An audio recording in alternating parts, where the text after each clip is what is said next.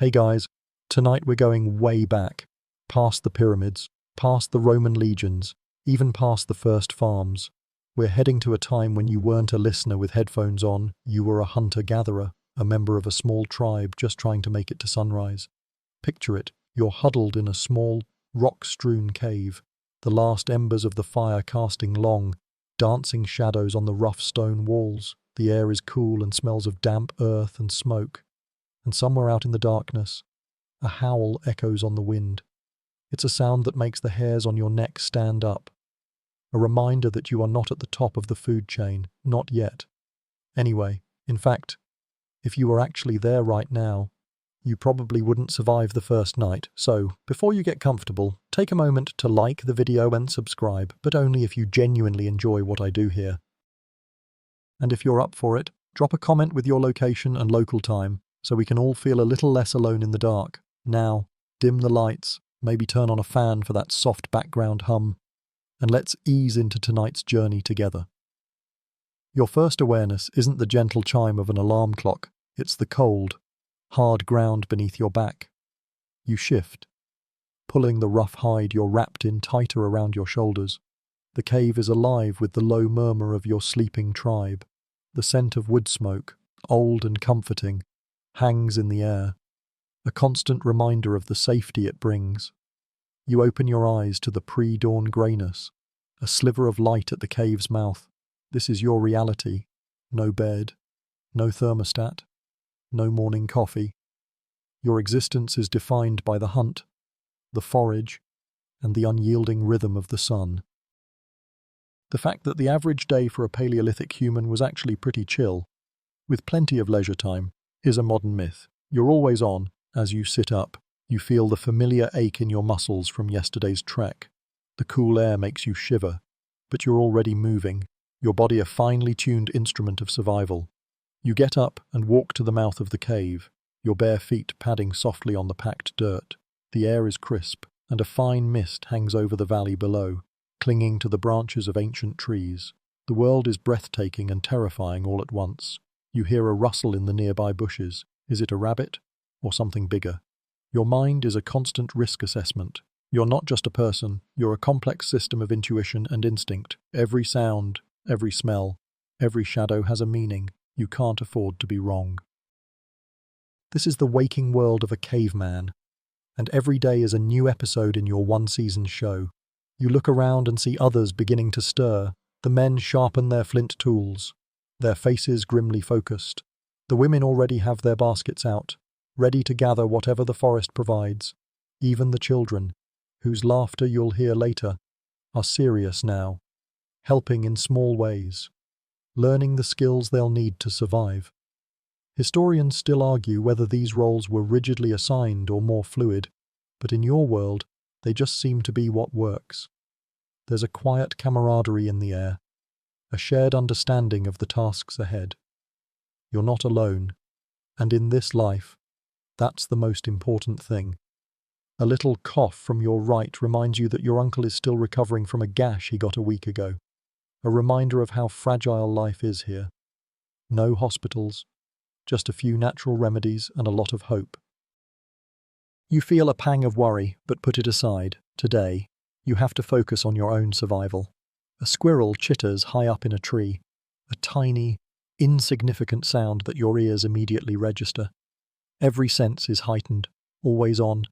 You yawn, a big, chest-filling breath, and stretch your arms up toward the sky. It's time to begin. The cool, crisp air against your face isn't just a sensation, it's a living map. You're a hunter, which means you're also a meteorologist, a tracker, and a silent observer of the natural world. The first task of your day. As the sun begins its slow ascent over the distant hills, is to assess the day's potential for food. You're not just looking for a meal, you're looking for a successful kill that will feed the tribe, a kill that won't cost you more energy than it provides. This isn't a sport, it's the most serious form of work you know. You leave the cave, a small band of your fellow hunters trailing behind you. You move silently, your feet instinctively avoiding dry leaves and snapping twigs. You spot fresh tracks in the soft earth near a stream, a deer, It's a good sign. The prints are clear. The mud's still damp. And you know the creature passed by recently. You follow the trail, your eyes scanning the ground not just for footprints but for broken twigs, displaced stones, and even tiny, almost invisible, scrapes on tree bark. You're a detective, and the forest is your crime scene. It's a surprisingly boring job, really. A lot of standing still, a lot of crouching, a lot of sniffing the air for subtle changes. You probably won't find a deer on your first try. You know, most days are a bust. You're a lot more likely to go home with a handful of berries and a bruised ego than a dead animal on your shoulder. But today, the tracks are promising. The deer is moving in a purposeful direction, towards a clearing with tall grasses, a good place to graze. This is the kind of mainstream historical fact that gets lost in all the cool cave painting stuff. Most of your time was spent in this quiet, tedious, intense observation. As you continue to follow the trail, you notice something quirky, a small pile of feathers and bones near a rock outcropping. It's the sign of an owl's nest, a spot where it has been feasting on small rodents. This might not seem like much, but it tells you something about the local ecosystem. If there's plenty of prey for the owls, there might be plenty for you. 2. You make a mental note to check this spot for new signs of life on your way back. A little piece of fringe tidbit knowledge that might one day save you. Your brain is a vast database of this kind of information, the way the wind moves through certain trees, the time of day a particular animal is most likely to drink from a specific stream, the subtle change in a bird's call that warns of a predator nearby. It's all instinct, refined over generations. You can almost taste the successful hunt. You and your companions fan out, moving in a loose formation to avoid being a single, easy-to-spot target. You find a perfect rock to crouch behind, your heart beating a steady, quiet rhythm against your ribs. Your hand instinctively grips your spear, a simple, sharpened piece of wood, its tip hardened by fire. It's not the most efficient weapon, but it's what you have, and you know how to use it. Historians still argue whether early hunting was more about individual prowess or coordinated group tactics. In your experience, it's a bit of both. You need the quiet patience of a lone hunter and the silent communication of a team to pull off a successful kill, but most of all, you need a little bit of luck, because out here, a bad day at the office means you don't eat. A really bad day means you don't come home. The sun warms your back now, a welcome contrast to the cold ground. It's a good feeling, this connection to the earth, this intimate knowledge of your surroundings. The thrill of the hunt is not the chase itself, but the stillness, the quiet waiting, the moment before action. Your heart thumps a steady rhythm in your chest, a soft drumbeat of anticipation. The trail is getting fresher now, the scent of the deer more distinct on the wind. But with great opportunity comes even greater risk. You are not the only predator in this world, and you're a remarkably soft-skinned one at that. The perils of the hunt are not just about outsmarting your prey, they are about not becoming prey yourself. You know that somewhere, a leopard might be watching you from the high branches of a tree, its tail twitching with a patience you can only dream of. A pride of lions might have already marked this territory, and the biggest beasts, like the woolly mammoths, aren't even predators. But they can trample you into the dirt without a second thought, simply because you got too close. This is the reality check. You are an actor in a vast, ancient drama, and the stage is full of dangerous co-stars. You have to be a hunter, but also an escape artist. The slightest misstep, a snapped twig, a gust of wind carrying your scent, and your day could go from a potential feast to a desperate run for your life. You pause, holding up a hand to signal your companions to stop. You've come to a bend in the river, and the ground here is soft. A patchwork of mud and sand, you can see the hoof prints of the deer, but something else is there, too, a series of long, deep claw marks, dragged through the mud. You know instantly what they are, a saber-toothed cat. That's a mainstream historical fact that hits you in the gut. These aren't cartoon villains, they are massive, terrifying predators, built for ambush and brute force. They could tear through your hide clothing and snap your bones like twigs. You glance at your spear. It seems laughably small in the face of such a creature. The air feels heavy, suddenly charged with a different kind of energy.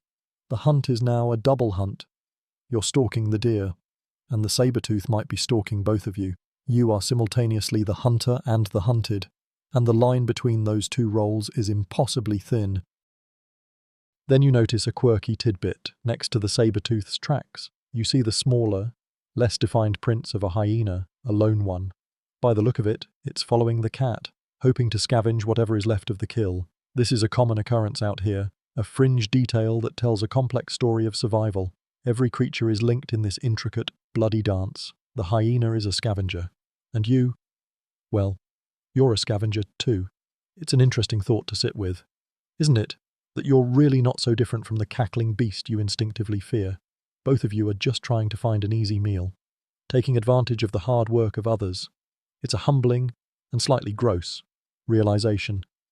You've got to be smart, quicker, and more coordinated than the beasts around you. You look at your companions, and they see it too. The plan changes in a moment, without a single word being spoken. You'll have to be more cautious, more patient. You'll have to circle around, maybe find a different way to approach the deer. Historians still argue whether early humans had a conscious understanding of these complex ecological systems. But in your world, you don't need a word for it. You just know it. You feel it in your bones. It's the silent language of the wild. You know that if you encounter the saber-tooth, your best bet is to make noise and appear bigger than you are. You're not a fighter. You're a survivor. And surviving this life means knowing your place in it, knowing when to push forward and when to retreat. The danger here isn't a single moment of terror. It's a constant, low-level hum, a state of perpetual alertness. You take a deep, slow breath, trying to calm the frantic beating of your heart. You're not scared. You tell yourself, just aware. You're ready to continue the hunt. But now you do so with a new, more profound respect for the world you inhabit. A world that is not your enemy, but simply indifferent to your existence. A world that will just as easily feed you as it will devour you. With the saber-tooth's presence in your mind, the hunt for the deer feels more perilous, and you realize you need a better tool for the job. Your current spear is fine for small game or defense, but a bigger, more efficient weapon would make the difference between a successful hunt and a wasted day. This brings you to a quiet, often overlooked fact about your life. A huge chunk of your time is dedicated to tool-making. You're not just a hunter, you're also a craftsman, an engineer, a sculptor of stone. The tools of the early trade are a big reason you've survived at all, and one of the most critical is the hand axe. It's a mainstream historical fact that this was a revolutionary piece of tech, a true Swiss Army knife of the Paleolithic era. It could skin an animal, chop wood, dig up roots, and even serve as a weapon in a pinch. You're not just holding a rock, you're holding the key to your survival. You break away from the hunting party, a silent agreement passing between you. You know a good place for flint, a vein of stone that fractures with sharp, predictable edges. As you walk, you feel the weight of your task. It's not just about finding a piece of stone, but about understanding its very nature. You need to read the rock, to see the axe hidden inside. You're looking for a specific type of flint, one that has just the right amount of density and a consistent grain. You find a large, grey nodule, its surface smooth and unremarkable. This is your raw material. You take a smaller, harder rock from your pouch, your hammerstone, and sit on the ground, ready to begin your work. The first strike is the most important. You aim for the edge, a precise, calculated blow that sends a sharp flake of rock flying. The sound is a crisp crack, echoing in the quiet morning air. You repeat the process, each strike a little different, each flake telling you something about the stone's character. This is where the quirky tidbit comes in. Archaeologists have found that early toolmakers often used a bone or antler hammer for the final, precise shaping of their hand axes. The softer material allowed for more delicate control, creating a finer, sharper edge. This wasn't brute force. It was a form of artistry, a dance between the stone and your hands. It took incredible patience and skill, and you've seen it go wrong plenty of times. A single careless strike ruining a promising piece of flint. The fragments littering the ground around you are a testament to the many failures that came before this moment. As you work, you fall into a trance-like state. Your mind focuses on the task at hand, blocking out the rustle of the leaves and the distant calls of birds. You can feel the shape of the axe emerging, a smooth, ergonomic form that fits perfectly in your palm. It's beautiful in its simplicity, its purpose undeniable. You run your thumb along the newly created edge, testing its sharpness. It's good. It will do the job. Historians still argue whether the invention of complex tools was a result of a sudden cognitive leap or a slow, gradual accumulation of knowledge. But for you, it's just a part of life. It's a skill passed down from generation to generation, a silent lesson learned from watching your elders. It's in the muscle memory of your hand and the intuition in your mind. The final blow is a small, precise tap that removes a tiny flake from the very tip, sharpening it to a perfect point. You hold the finished axe up to the light, its surface catching the sun's rays.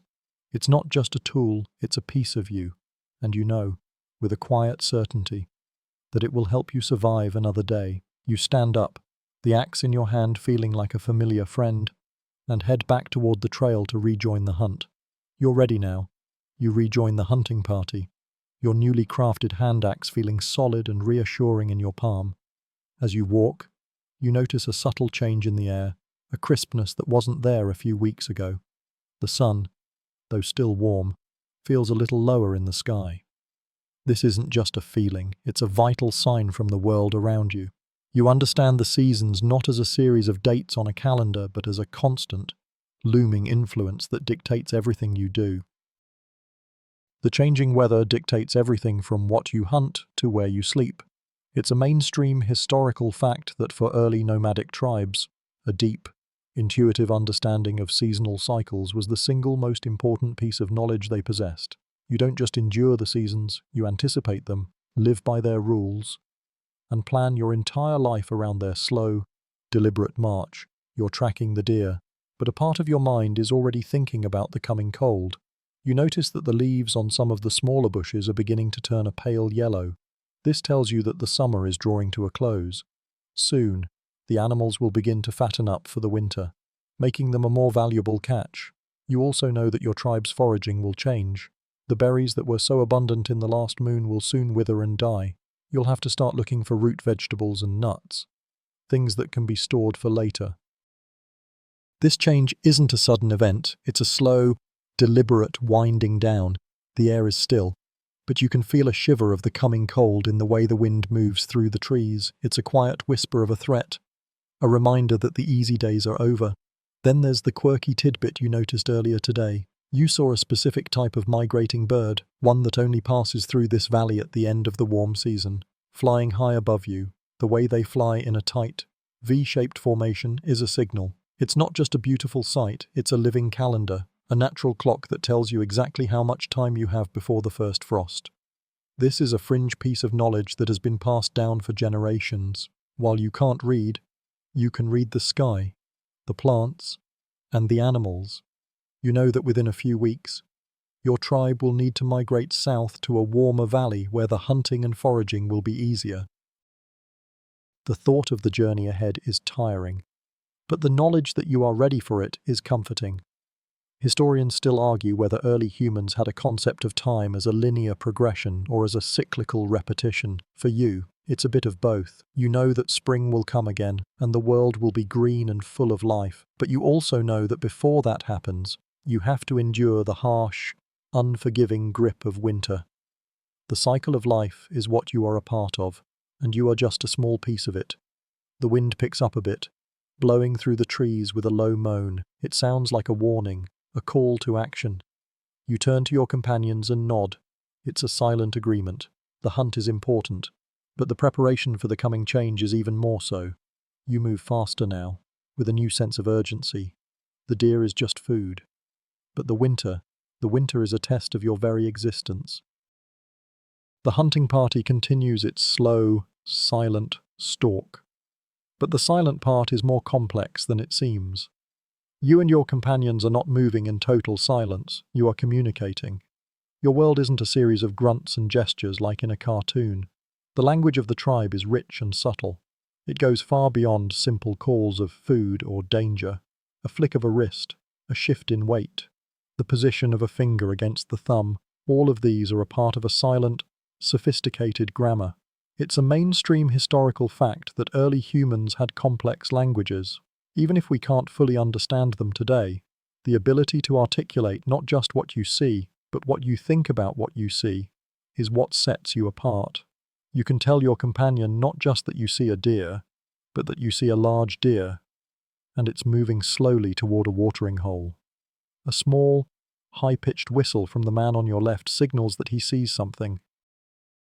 You don't need to look at him to know what he means. His particular whistle, a quirky tidbit you learned as a child, means, "I see a scout animal, a small one."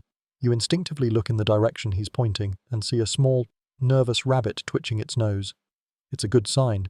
If a small creature feels safe enough to be out in the open, it means no major predators are in the immediate vicinity. The lack of a growl or a snarl is a language in itself.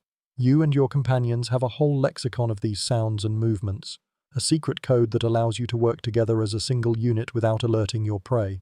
The group works seamlessly, each person knowing their role. One person acts as a flank, another takes the lead, and a third keeps a watch on the rear. This isn't just learned, it's instinctual, bred from generations of shared purpose. Historians still argue whether the development of complex language was a prerequisite for cooperative hunting, or if the need for cooperative hunting drove the development of language. For you, it's a moot point. The two are inseparable. You can't imagine doing this alone. The risk is too great. The reward is too big. You and your tribe are one entity, a single, flowing organism. The deer is in sight now, grazing in a small clearing, its head down, unaware of the silent predators moving toward it. You feel the adrenaline begin to pump through your veins, a familiar, electrifying rush. You hold up your hand in a specific way, a hand signal you learned from your father, which means, we move now, slowly, and we encircle. This is the moment, the culmination of the hours of patient stalking, the silent communication, and the innate knowledge of your surroundings. Your life depends on the next few minutes.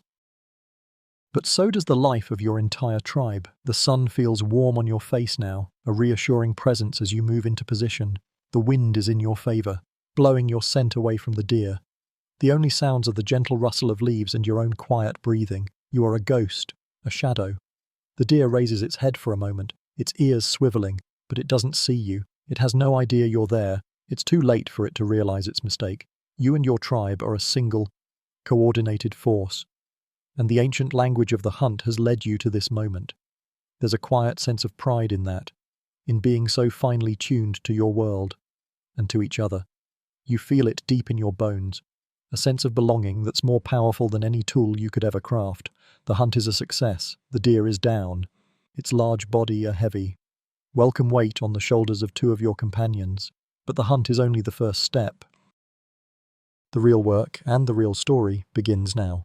You return to the cave, the scent of meat filling the air, and the tribe rejoices. But before you can start cooking, you need a fire.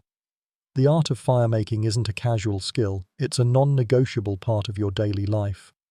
It's a mainstream historical fact that the ability to create and control fire was one of the single most important developments in human history, changing everything from how you cooked to how you protected yourself from predators. You're not just creating warmth, you're creating a tiny sun that will keep you alive. You kneel on the packed dirt near the cave entrance, your companions gathering around you. They watch, not because they are ignorant, but because fire is a sacred thing. You take a small, dry piece of wood, the hearthboard, and place it on the ground.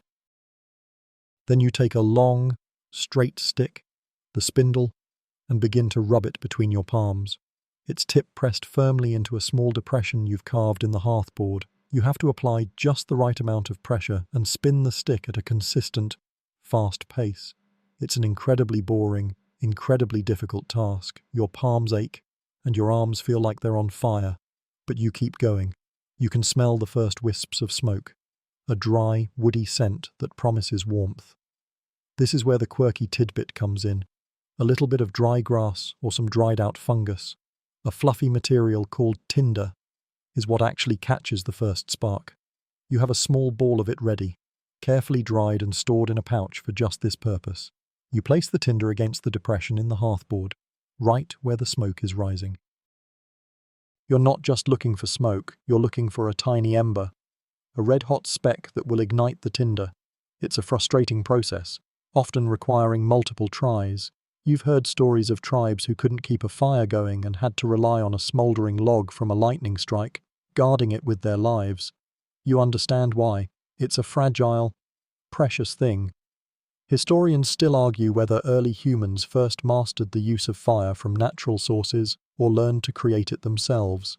For you, it's irrelevant. You can make it. And that's all that matters. Finally, after what feels like a lifetime of rubbing, a tiny spark appears. It's a small, perfect point of light in the growing ember. You carefully, gently, pick up the ember and the tinder ball. You hold it in your cupped hands and begin to blow on it. A slow, gentle puff of air. You have to be careful not to blow it out, but to give it enough oxygen to grow. The small ember glows brighter, and then, with a small whoosh, the tinder ball bursts into a tiny flame. You and your companions let out a small cheer. The flame is alive. You carefully place it on a pile of kindling, small, dry sticks, and watch it grow, feeding it more and more wood until it's a roaring bonfire. The fire crackles and hisses, a living, breathing entity that changes the entire atmosphere of the cave. It fills the space with warmth and light, chasing away the shadows and the creeping cold. You and your tribe are safe. You feel a deep sense of pride, not in the hunt, but in this, in the sheer, simple act of creating fire, of bringing light to the darkness. With the fire roaring, the cave is now a place of warmth and safety. While the men are butchering the deer, you and the other women and children are on a different kind of hunt, a quiet, careful search for food that doesn't run away. You're a forager, and this work is just as vital as any hunt. The forest is full of food, but it's also full of danger. You must know what's safe to eat and what will make you sick, or worse. It's a mainstream historical fact that for many hunter-gatherer societies, foraged plants made up the majority of the diet. You're not just looking for berries, you're looking for a balanced meal, for things that will give you energy and keep you healthy. You and the other foragers carry woven baskets and simple digging sticks, your tools for this intricate, life-sustaining task. You walk through the forest with a sense of purpose. You know the land intimately. You know which moss grows on which side of which tree and what that tells you about the direction you're heading. You know the hidden patches of mushrooms, the thickets of wild berries, and the places where edible roots grow in abundance. But you also know the poisonous plants, the ones with the deceptively bright colors or the bitter, acrid smells. A small, red berry catches your eye. Hanging from a bush, you know, instinctively, that this one is deadly. You teach the younger children to stay away from it, pointing to its bright color as a warning. Not every green thing is your friend. This is your reality. A constant, low-level tension between discovery and death. Then you see something quirky, a plant with a large, bulbous root that you haven't seen in a while. You remember a story your grandmother told you about this plant, a strange and specific way of preparing it that makes it safe to eat. You have to boil it 3 times. A fringe tidbit of knowledge that would seem ridiculous to an outsider. It's a testament to the sheer amount of trial and error that went into your ancestors' diet. The stories and songs your tribe passes down aren't just for entertainment, they're your medical encyclopedia, your cookbook, and your survival guide. You take out your digging stick, a sharpened piece of wood, and carefully begin to pry the root from the soil. The ground is hard, and it's tiring work. But the reward will be worth it. It's a good source of carbohydrates, a welcome change from the usual protein-heavy diet. Historians still argue whether the discovery of new food sources was a result of accidental foraging or intentional experimentation. For you, it's a mix of both. You're always looking for something new, something that might make life a little easier. You and your companions have a silent understanding, a system of communication that's different from the hunting parties. It's more about pointing and quiet observation, a shared language of the land. You look at a plant, and the other forager next to you nods, an almost imperceptible gesture that says, "Yes, that one is good." The baskets slowly fill up with berries, nuts, and roots. It's a quiet, peaceful sort of work, but it's no less important than the hunt. It's the silent, steady pulse of your tribe, the lifeblood that keeps everyone alive. When you finally turn back toward the cave, The sun is beginning to set, and the baskets are heavy. You're tired, but there's a sense of satisfaction that fills you. The tribe will eat tonight. That's all that matters. Back at the cave, the atmosphere is a mix of quiet work and contented anticipation. The meat is being cooked over the fire, and the foraged plants are being cleaned and prepared. In the center of it all are the women and children, whose daily tasks are just as vital as the hunt. You might think of this as a primitive society with rigid roles, but it's much more nuanced. The men who hunted a few hours ago are now helping to prepare the food, and the women who foraged are teaching the younger children how to braid reeds for new baskets. The work is fluid, and it all serves a single purpose: survival. It's a mainstream historical fact that women in hunter-gatherer societies were not simply passive figures, they were active, essential contributors to the tribe's well-being, often providing a more consistent and reliable food source through foraging. They are the backbone of the community. And you see that in every task they perform. You watch as your younger sister, no more than 6 years old, carefully separates the edible berries from the poisonous ones. This isn't just a chore, it's her education. She is learning the vast, unwritten encyclopedia of the forest, a knowledge base that will one day keep her children alive.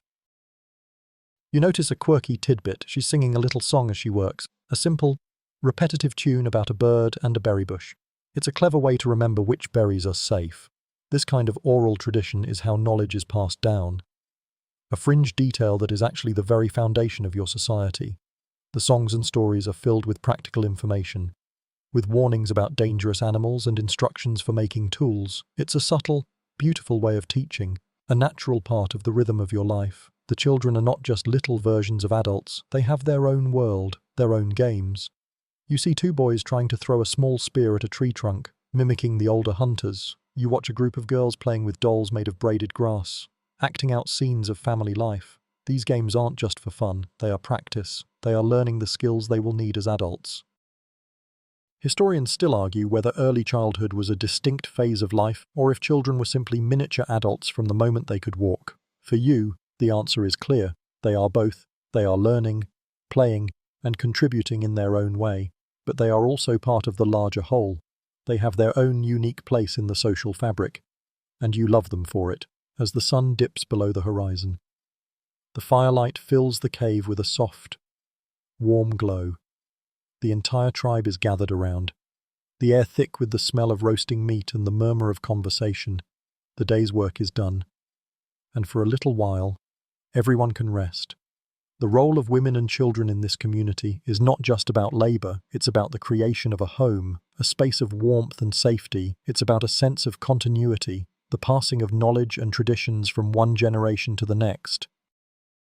You feel a deep sense of pride in your tribe, in the way everyone works together, in the simple, beautiful dance of your daily life. And you realize, as you sit by the fire, that you wouldn't trade this life for anything. The day is winding down, and the tribe is gathered around the fire, a sense of shared accomplishment in the air. You're enjoying the warmth, the feeling of safety, but then you notice your uncle wincing as he shifts his weight. You remember his gash from the other day, a wound from a jagged rock that won't seem to heal. In your world, there are no hospitals, no sterile bandages, and certainly no antibiotics. This is where early medicine and remedies come into play. Your life depends on the healing knowledge of your tribe, a knowledge passed down from generation to generation. It's a mainstream historical fact that early humans developed a sophisticated understanding of natural remedies. You might not have the scientific words for it, but you know which plants can stop bleeding, which leaves can soothe a fever, and which poultices can draw out infection. You go to your aunt, the eldest woman of the tribe, and motion toward your uncle's wound. She nods, a silent understanding passing between you. She knows exactly what to do. She goes to her pouch, a soft leather bag filled with dried herbs and plant matter. She pulls out a handful of crushed leaves, their scent a sharp, earthy aroma. She chews them, creating a kind of paste. This is a quirky tidbit, a fringe detail that seems strange to a modern mind but is an essential part of your world. She's not just chewing the leaves, she's using her saliva and the warmth of her mouth to release the active compounds, the ones that will fight the infection. She then carefully, with a gentle touch, applies the poultice to your uncle's wound. The moment is quiet, a sacred ritual. And the tribe watches in silence, a collective hope in the air. She wraps the wound with a broad, flat leaf from a nearby plant, holding it in place with a thin strand of dried sinew. It's not a perfect bandage, but it will keep the dirt out and the poultice in. It's the best you can do. Historians still argue whether these early medical practices were based on empirical observation or purely on ritual and superstition. For you, it's a mix of both. You've seen these leaves work before, you've seen them save lives, but you also know that sometimes they don't. And when they don't, you must rely on something else, on prayer to the spirits of the forest or a quiet ceremony to ask for a good outcome. Your uncle smiles weakly, a sign of his gratitude. He knows that his life is in her hand and he trusts her completely. This trust is the foundation of your society. It's a trust in the wisdom of your elders, in the knowledge passed down from the ancestors. The air around the fire feels even warmer now, filled with a sense of relief and hope. The fire crackles and hisses, casting a gentle light on your uncle's face. He looks peaceful now, his pain a little less. The medicine isn't just in the leaves, it's in the quiet care, in the soft touch of your aunt's hands, and in the shared hope of the entire tribe. You sit down next to the fire and feel a deep, abiding gratitude for the simple, beautiful, and sometimes brutally difficult life you lead. The fire is a focal point of your world, a place of safety and community. As the tribe eats and talks, you observe the subtle, unspoken rules that govern your lives. The social structure of your group isn't based on money or power, but on age and skill. Your place in the tribe is defined by what you can do and how long you've been doing it.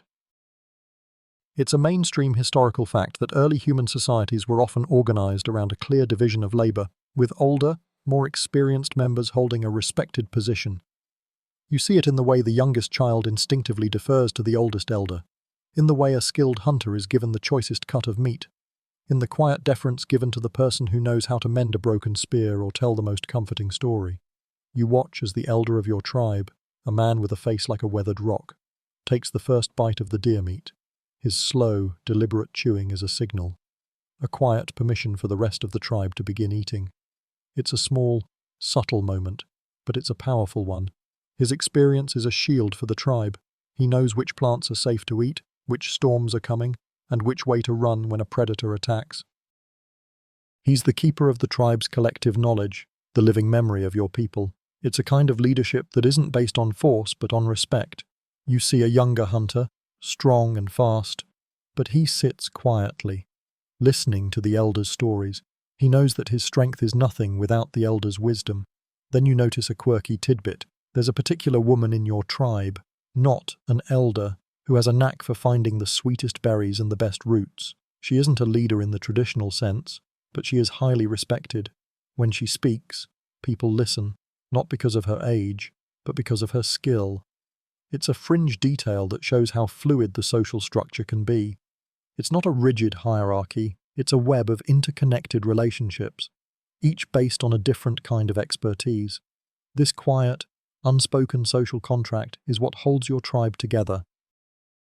Historians still argue whether early human societies were truly egalitarian or if they had a more complex, hidden hierarchy. For you, it's not something you can put a name to, it's just the way things are. It's a system that works, that keeps everyone fed and safe. The fire is burning low now, and the conversations are becoming quieter, more relaxed. You feel a sense of contentment, a quiet pride in your place in this group. You are not a leader, but you are a strong, capable member of the tribe. You know how to track a deer, how to make a hand axe, and how to find food in the forest. You have a role to play, and you play it well. And as you prepare for sleep, you know that tomorrow you will wake up and do it all again. You will contribute to the tribe, and in turn, the tribe will contribute to you. This reciprocal relationship, this shared reliance, is the very fabric of your existence. It's a quiet, beautiful, and utterly essential part of your life. The tribe is finally asleep, and the cave is filled with the soft sounds of breathing. The fire has been reduced to a pile of glowing embers, casting a gentle, orange light on the rough stone walls. You can't sleep. The day's events have left you with a sense of energy, and you feel an urge to create. You take a piece of charcoal from the fire and a lump of red ochre you found while foraging.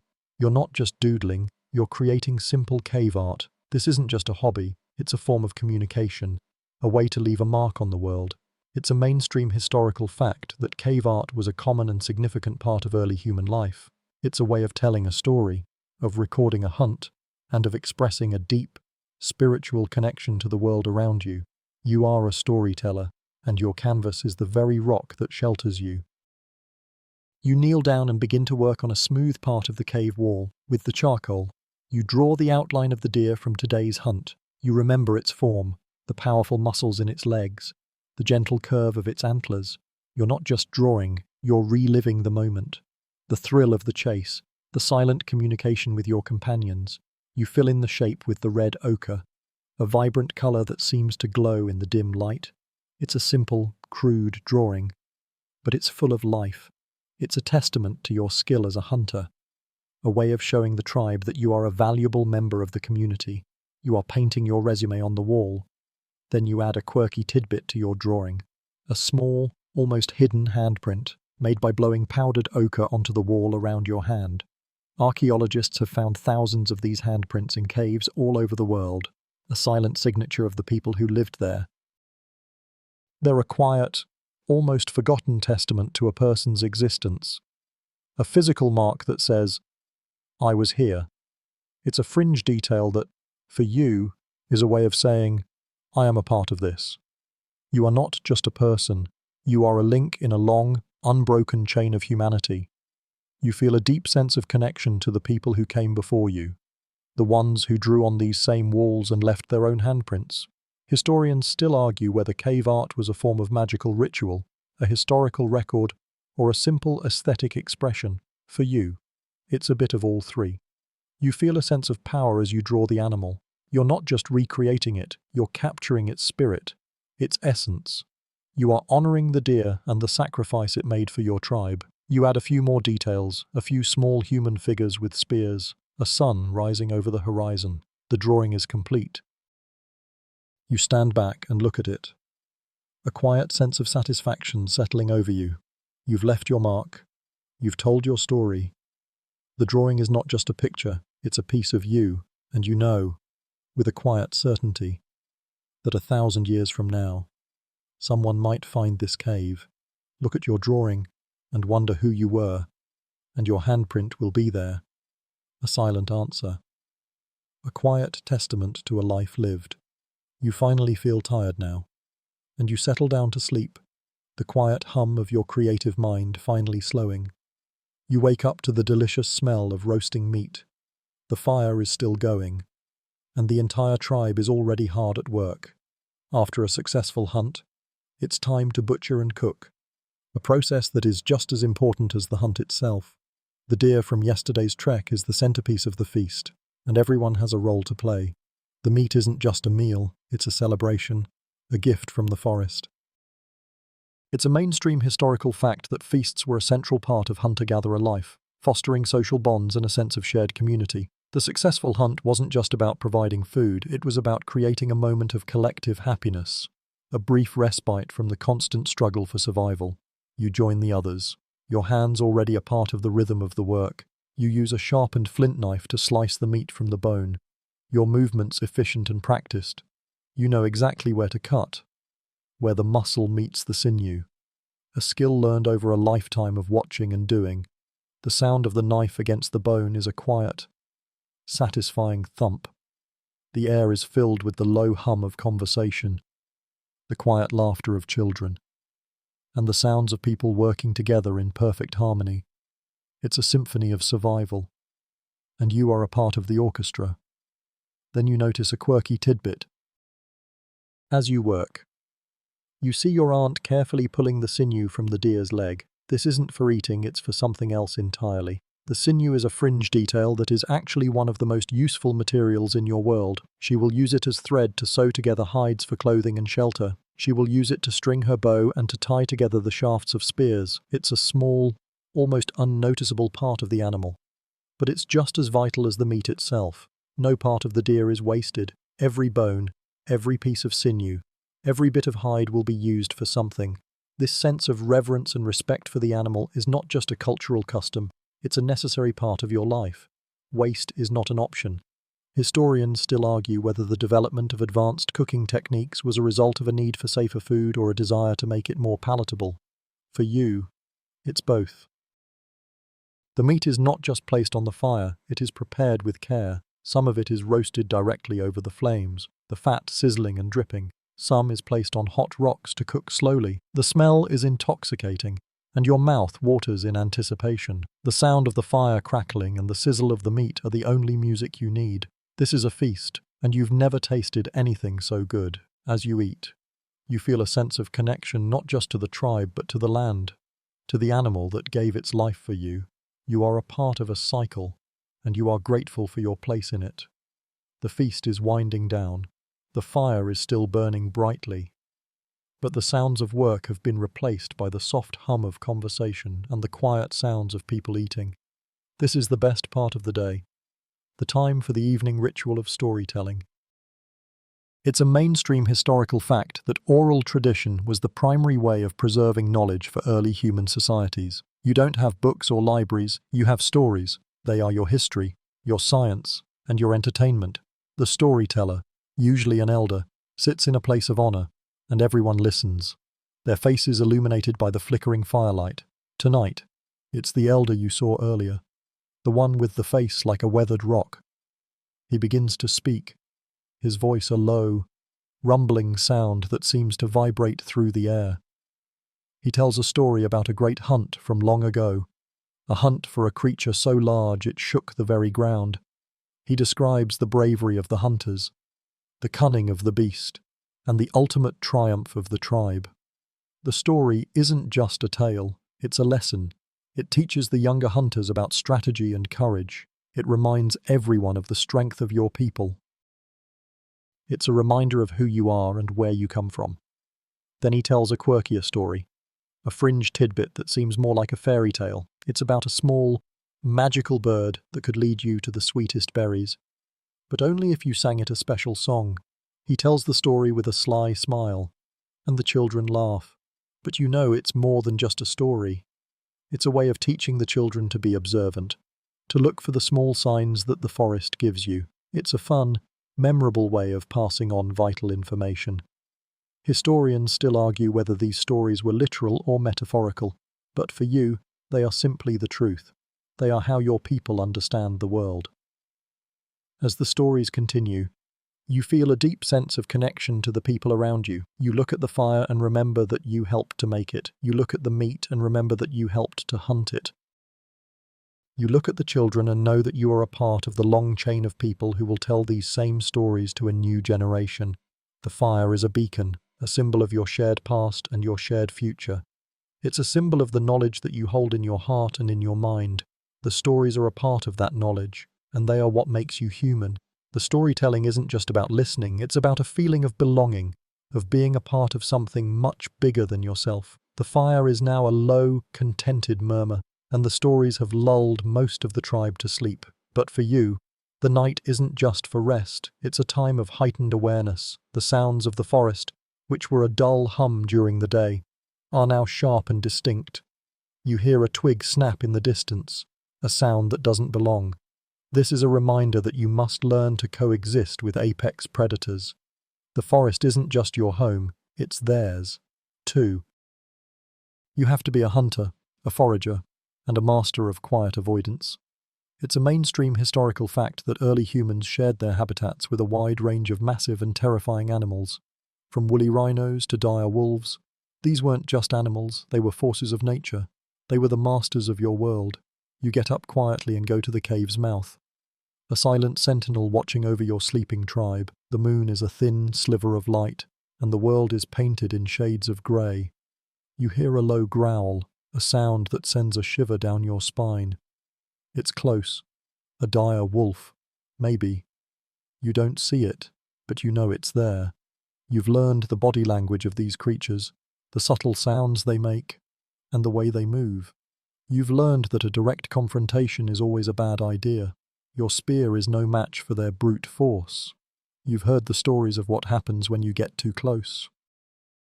Your only real weapon is your mind, your ability to outsmart them, to avoid them, to be a ghost in your own home. Then you see a quirky tidbit. In the distance, you see the unmistakable shape of a saber-toothed cat, a creature you saw tracks of earlier. It's not stalking you, it's dragging the carcass of a small deer, a successful hunt of its own. It's a sign that the animal is fed and satisfied. It's a moment of relief. A fringe detail that tells you a powerful story. It's a reminder that these animals aren't just mindless killing machines, they are just trying to survive. Just like you. They have their own rhythms, their own routines. And if you learn those rhythms, you can avoid them. You can live in their world without becoming a part of their meal. It's a delicate dance, a silent understanding between two different species, both vying for the same space. Historians still argue whether early humans viewed these animals as gods, rivals, or just another part of the natural world. For you, they are all three. They are a rival for food, a terrifying force of nature, and a part of the world that you must respect. You stand your ground, your heart beating a little faster, but you don't panic. You know that as long as you stay in your cave, as long as the fire is burning, you are safe. You are a small, fragile creature in a world of giants, but you have your intelligence, your fire, and your tribe, and that's all you need. You look at the saber-tooth disappearing into the shadows, a quiet sense of awe and respect in your heart. You're not just surviving in this world, you're living in it, side by side with its ancient masters. The morning sun finds you and your tribe on the move. The deer was a welcome meal, but it's a temporary solution. The plants you forage for are growing scarce, and the small animals you hunt have become warier. This isn't a random decision, it's a matter of survival. The journey to a new camp is an essential and difficult part of your life. It's a mainstream historical fact that early humans were nomadic, constantly moving to follow food sources and find better hunting grounds. Your tribe doesn't have a permanent home. Your home is wherever you are, and right now, that's a winding path through the wilderness. You trudge along, your back aching from the weight of your pack. A simple animal hide containing your few possessions. You feel a pull of sadness as you leave the familiar cave, but a sense of purpose drives you forward. Your feet, though calloused and tough, feel every sharp rock and uneven patch of ground.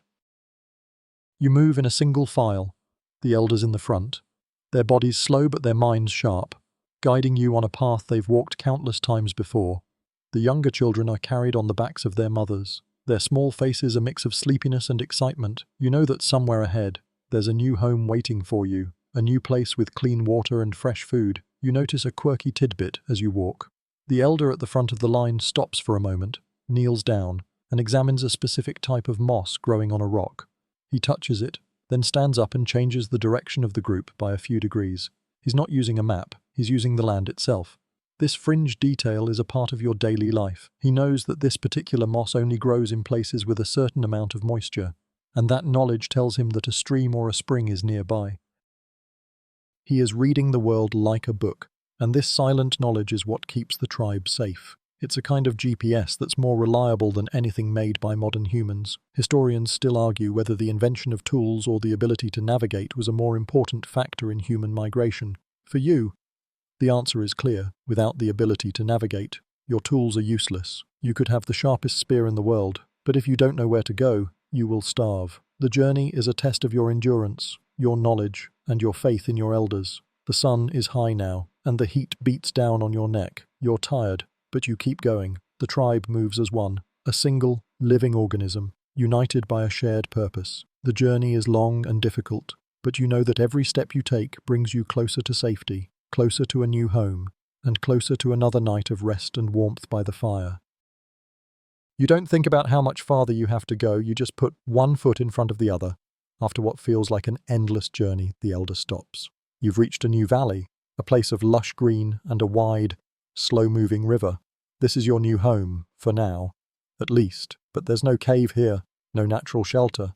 The sun is already low in the sky, and the cold of the night is beginning to creep in. Your first and most urgent task is to make your own shelter. It's a mainstream historical fact that early humans were master builders. capable of creating a temporary home from whatever the land provided. This isn't a permanent house, but a simple structure that will keep you safe from the cold and the wind. The entire tribe springs into action. A flurry of organized activity. You and a few others begin to gather long, straight branches from a copse of trees nearby. The air is filled with the sound of snapping wood and quiet instructions.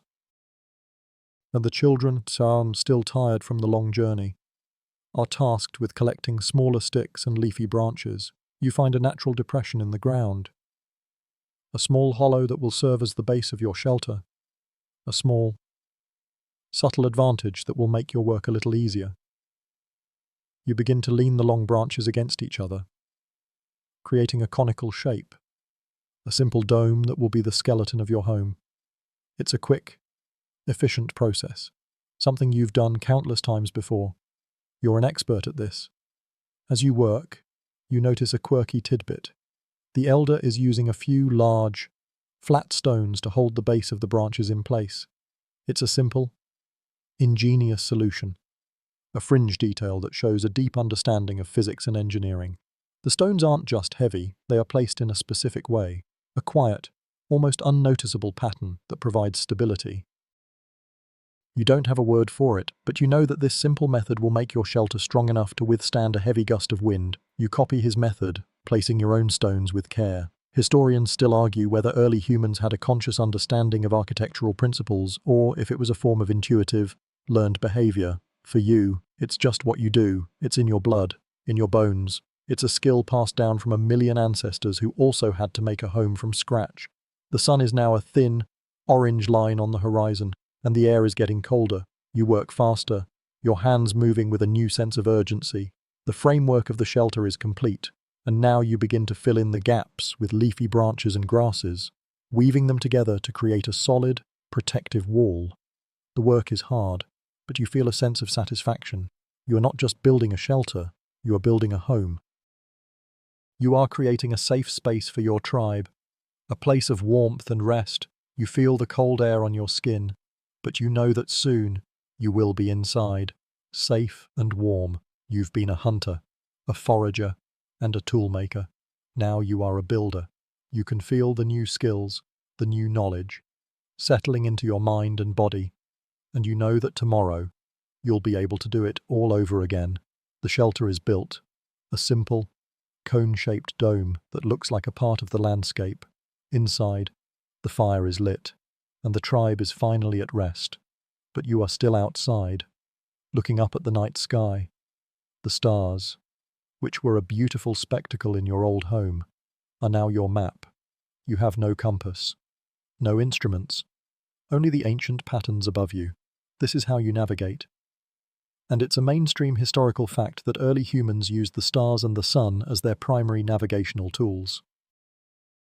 You read the ancient sky like a map, and you can tell where you are and where you are going by the simple, predictable movements of the celestial bodies. You look up and find the familiar pattern of a great bear, a constellation you've known since you were a child. You know that it points north. You can also see the bright, steady light of a certain star that tells you where the sun will rise. You've learned these patterns from your elders, through songs and stories that embed the knowledge deep in your mind. This isn't just astronomy, it's survival. You know that if you get lost, all you have to do is look up, and the sky will tell you the way home. The stars are a constant, unchanging guide in a world that is always in flux. Then you notice a quirky tidbit. There's a particular star, a small, unassuming one, that seems to flicker with a slight variation in brightness. The elders say that it's a sign of a change in the weather, a fringe detail that seems to have no scientific basis but has always proven to be true. You don't know why it works, you just know that it does. You've seen it predict a coming storm, a sudden cold snap, and even a change in the wind's direction. It's a mystery, a small piece of magic in a world that is otherwise so predictable. Historians still argue whether early humans had a deep understanding of astronomical phenomena or a more superstitious one. For you, it's a bit of both. You know that the stars are predictable, but you also feel a sense of awe, a sense that they are more than just lights in the sky. The moon is a thin crescent, and the world is quiet. You feel a deep sense of connection to the sky, to the stars, and to the people who came before you, the ones who looked at this same sky and saw the same patterns. You are a part of a long, unbroken chain of people who have used the stars to find their way home. You are not lost, and you are not alone. The sky is a reminder of your place in the universe, of the vastness of the world around you, and of the power of your own mind. You feel a sense of calm and peace as you watch the stars, a sense that everything is as it should be, and you know, with a quiet certainty, that no matter where you go, the sky will always be there to guide you. The morning sun rises, painting the new valley in shades of gold and green. You are here, in this new, unfamiliar place, and the struggle for survival begins again. You've been a hunter, a forager, a builder, and a navigator. But as you walk through a clearing, you see something that makes you stop. It's a field of wild grains, the stalks heavy with seeds. You and the tribe have foraged for these before, but always as a temporary supplement. Today, you ponder the possibility of planting the seeds instead of just gathering them. It's a mainstream historical fact that this was the dawn of early agriculture, a revolutionary idea that would change the course of human history. The thought is simple, but its implications are staggering. What if you didn't have to move? What if the food came to you? You and a few companions begin to gather the seeds. As you do, you look at the ground, a new thought forming in your mind. What if you put these seeds in the ground, in this specific spot? You and the tribe could stay here for longer. You could build a more permanent home. You feel a pull, a powerful tension between the life you've always known, one of constant movement and change, and this new idea. It's a risk. What if the seeds don't grow? What if you plant them and they die? But the reward is too great to ignore. Then you see a quirky tidbit, a small, almost unnoticeable detail.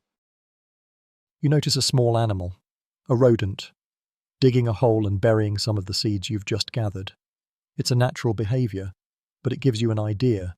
The animal knows that these seeds will grow into plants. It knows that this is how you get more food. It's a fringe detail that is actually a part of the vast, interconnected web of life that you are a part of. The animal is teaching you, in its own way. Historians still argue whether the discovery of agriculture was a sudden invention or a slow, gradual process of observation and experimentation. For you, it feels like the latter. It feels like a small, quiet change, a shift in the way you see the world.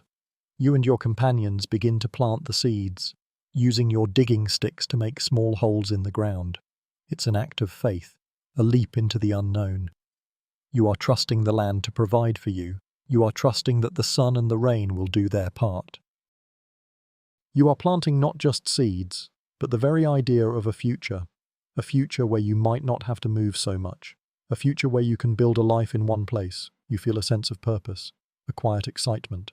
The hunt is a thrill, but this is something different. It's a promise of a different way of life. The sun sets on your new home, and the fire in your shelter crackles with a gentle rhythm. The planting of the seeds was an act of hope, but tonight, you are reminded that the old ways still hold sway. As you sit by the fire, you hear a whimper from the edge of the camp. You see a small, scruffy animal, a wolf pup, with a thorn in its paw. It's a risk to go near it. But you're not a hunter right now, you're just a person who sees a creature in pain. This is the moment when you take the first tentative steps toward the domestication of animals. It's a mainstream historical fact that the domestication of wolves into dogs was one of the earliest and most profound relationships between humans and animals. It changed both species forever, and you're about to take part in that ancient bond. You approach the pup slowly, your movements calm and non-threatening. You don't have a word for it, but you are instinctively using a form of empathy. The pup whines and tries to pull away, but it's too weak. You kneel down and carefully, gently, pull the thorn from its paw. The pup yelps, but then it licks your hand, a sign of gratitude and trust. You give it a small piece of cooked meat from your dinner, and it eats it with a ravenous hunger. This isn't a pet. It's a new companion, an ally, a partner in the great game of survival. You feel a strange connection to this wild creature. a sense that you are not so different after all. Then you notice a quirky tidbit about the pup. It has an odd white marking on its chest, a splash of colour that you've never seen on a wild wolf. This fringe detail is actually a sign of domestication, a genetic change that happened over thousands of years of selective breeding. It's a reminder that this pup isn't a simple wild animal. It's a part of a long lineage of creatures that have learned to live with humans. It's a silent marker of a shared history. You don't know any of this. Of course, you just know that this little pup is special. Historians still argue whether humans first domesticated wolves for hunting, for protection, or as companions. For you, it's all three.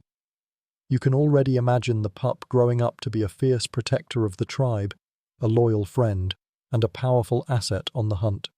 You settle down to sleep, the pup curled up next to you, a warm, breathing presence in the dark.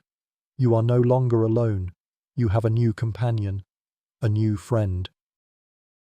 You feel a deep sense of connection, a sense that you have just taken a massive step toward a new and better way of life. The fire crackles, and the pup's soft snores are a new part of the symphony of your night. You are no longer just a hunter-gatherer, you are a dog owner. And you know, with a quiet certainty, that your world has just changed forever. The pup is a warm, breathing presence beside you, a new part of your tribe. But as the fire burns low and the stars shine brightly, you are reminded that survival isn't just about food and shelter. It's also about a connection to something larger than yourself. As you drift into a light sleep, a dream comes to you, a dream of the spirits. This is the dawn of early spirituality. It's a mainstream historical fact that early humans had complex spiritual and religious beliefs, often centered on the natural world, their ancestors, and the animals they hunted. You feel a deep, primal connection to the unseen forces that govern your world. You don't have a word for it, but you know that these forces are real, in your dream. You see the spirit of the deer you hunted yesterday. It's not angry or resentful, it's peaceful. It's a part of the vast, interconnected web of life, and its spirit will live on. You also see the spirits of your ancestors, their faces etched in the rock walls of the cave, a quiet reminder of the long chain of people who came before you. They are not gone. They are just a part of the earth, a part of the wind, a part of the stars. This isn't a scary dream. It's a comforting one. It's a reminder that you are not alone, that you are a part of a long, unbroken lineage. Then you see a quirky tidbit in your dream, a fringe detail that seems to have no scientific basis. You see a small, glowing light, a firefly, that seems to represent a lost soul. The elders say that these lights are a sign of a person who has passed on, a quiet, flickering presence that is still a part of your world. It's a sweet, gentle thought, a way of remembering those you've lost. Historians still argue whether early spiritual beliefs were a form of psychological comfort or an early attempt to explain the natural world. For you, it's both. You find comfort in the thought that your loved ones are not truly gone, and you find a way to understand the mysteries of the universe through the lens of a spiritual world. You wake up with a feeling of peace. The fire is still burning, the pup is still snoring softly beside you, and the world is slowly waking up. But you feel different. You feel more connected, more a part of the world than you did before. You feel a sense of purpose, a sense of belonging. The spiritual world is not just a dream, it's a part of your daily life. It's a part of the way you hunt, the way you forage, and the way you live. You know that you are a part of a cycle of life, death, and rebirth. You are a small yet a fragile creature in a vast, indifferent universe, but you have your tribe, you have your fire, and you have your faith, and that's all you need. The new day begins with a sense of purpose and a quiet routine. Your pup is learning to stay close, a warm, breathing shadow at your heels. You are a part of a tribe, and a part of a new, two-person family. But you are reminded of a hard truth. The dangers of the wild are everywhere. As you walk through the forest, A familiar sound makes you freeze. It's a low, dry rattle. A venomous snake. It's a mainstream historical fact that early humans had to contend with a wide range of dangerous animals, and your most common enemy wasn't a giant mammoth but a small, silent creature that could end your life with a single bite. You don't have a word for it, but you know that this is a test of your instincts. You stop dead in your tracks, and the pup, sensing your sudden stillness, freezes too. The sound comes from a small crevice in the rocks, hidden by a patch of dry grass. You can't see the snake, but you know it's there. You've learned its sound since you were a child, a sound that says, "I am here, stay away." You take a single, slow step back, your heart pounding a frantic rhythm against your ribs. You don't make a sound, you don't move, you just wait, your eyes scanning the ground for any sign of movement. The air feels heavy, charged with a silent, primal tension. Then you notice a quirky tidbit. There's a small, flat rock nearby, a stone that has been marked by a faint, almost invisible symbol. It's a warning. A fringe detail that seems insignificant but is actually a vital piece of information. Another member of your tribe, a long time ago, was here. They saw this same snake and marked the spot so that the next person would know. It's a silent form of communication, a testament to the fact that you are a part of a community, a chain of people who are looking out for each other. Historians still argue whether these markings were intentional warnings or a form of random doodling. For you, it's a quiet form of prayer, a message from the past, a silent plea to be careful. You and the pup turn and walk away. Slowly, carefully, not breaking your silent pace until you are far away from the dangerous spot. The lesson is learned. You feel a deep, abiding gratitude for the person who made that mark, for the person who saved your life without even knowing it. The world is full of dangers, but it's also full of quiet acts of kindness. You are a small, fragile creature in a vast, indifferent universe. But you have your knowledge, you have your instincts, and you have your tribe. And that's all you need to survive. Your tribe has found a safe place to rest, a new home, at least for a while. You've navigated the dangers, built your shelter, and even started to plant seeds. But now, you are faced with a new challenge. You see a small group of people from another tribe in the distance. They are not a threat, but they are wary. They have something you want. A piece of flint from a different region, a stone with a finer grain than your own. You have something they might want, a beautifully crafted bone needle, a tool that is rare and difficult to make. This is the moment of bartering and early trade. It's a mainstream historical fact that early humans engaged in complex trade networks, exchanging not just goods but also ideas and knowledge. It's a way of building bridges, of turning potential enemies into partners. You approach them slowly, a piece of meat in your outstretched hand, a silent sign of peace and a desire for friendship. They respond in kind. A man from their tribe holding a piece of dried fruit. The exchange of gifts is a ritual, a silent dance that precedes the actual trade. You don't speak the same language, but you have a shared vocabulary of objects and gestures. You show him the bone needle, and his eyes light up. You can see the value in it for him, the knowledge of how to make clothes that are warmer and more durable. You nod and point to his flint, a gesture that says, "I want that." Then you notice a quirky tidbit. The man from the other tribe has a small, polished stone on a string around his neck. It's a beautiful, smooth, black stone, and it serves no practical purpose. It's a piece of art, a fringe detail that is actually a powerful statement. It tells you that his tribe values beauty and craftsmanship. You take a moment to admire it, and he smiles. A shared moment of appreciation that transcends the language barrier. Historians still argue whether early trade was primarily for practical goods or for prestige items. For you, it's a mix of both. You want his flint for practical reasons, but you also want a connection, a way of showing that your tribe is creative and capable. The trade is made. You give him the bone needle, and he gives you the flint. It's a fair trade, a moment of mutual respect and benefit. You walk back to your tribe with your new tool, a quiet sense of satisfaction in your heart. You've done more than just trade a piece of flint for a needle. You've built a bridge between two tribes. You've shown that you can be partners, not just rivals. You are no longer just a hunter. You are a trader, a diplomat, a part of a vast, interconnected network of human beings. And you know, with a quiet certainty, that this small, Simple trade has made your world a little bit bigger. The trade was a success. And you have a new piece of flint. Its fine grain promising a sharper edge for your tools. But as you sit by the fire that night, you are reminded of another need: warmth.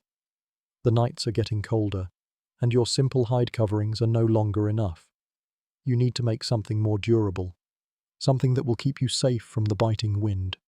This is the moment for the first tools of fashion, for the invention of the needle and thread. It's a mainstream historical fact that bone needles, sometimes with an eye for sinew, were a major technological leap, allowing early humans to create tailored clothing that was much more effective at retaining heat. You are no longer just wearing a hide, you are creating a garment, a piece of clothing that will keep you alive. You take out the piece of bone that you and the other women and children have been working on. You've been scraping it with a sharp stone, its surface becoming smooth and polished. You use a small, pointed flint tool to carefully, patiently, carve a tiny hole. A small eye for the thread.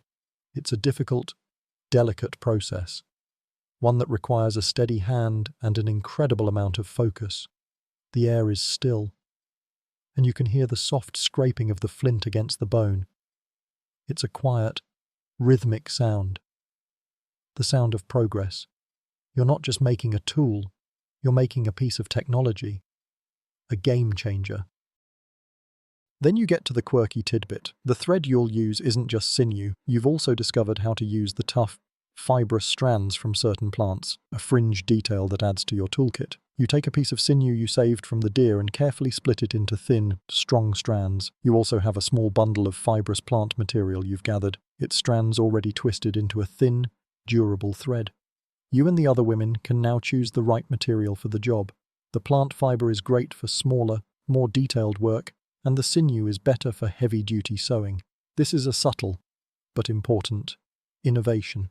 Historians still argue whether the invention of the needle led to tailored clothing, or whether the desire for tailored clothing led to the invention of the needle.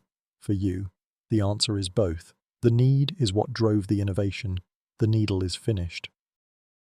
You thread it with the sinew and begin to sew together two pieces of hide. Your movements are slow and deliberate. You're not just making a piece of clothing, you're creating a work of art, a piece of technology that will keep you and your tribe safe. The needle is a small, insignificant object, but it is a powerful one. It represents your ingenuity, your ability to adapt, and your desire to not just survive, but to live comfortably. You are not just a person, you are a creator, a builder of a better, warmer world.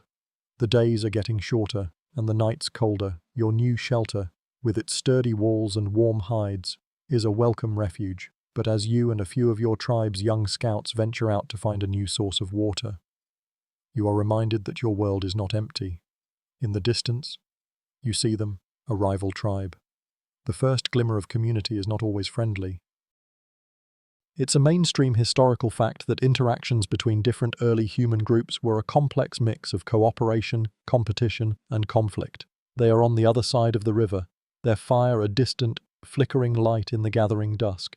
They have their own language, their own tools, their own way of life.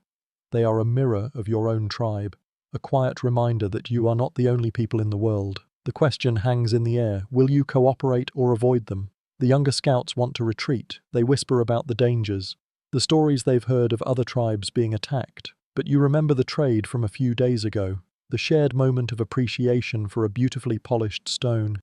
You remember that people are more than just rivals, they are potential partners. You hold up a hand, a gesture for them to stay still.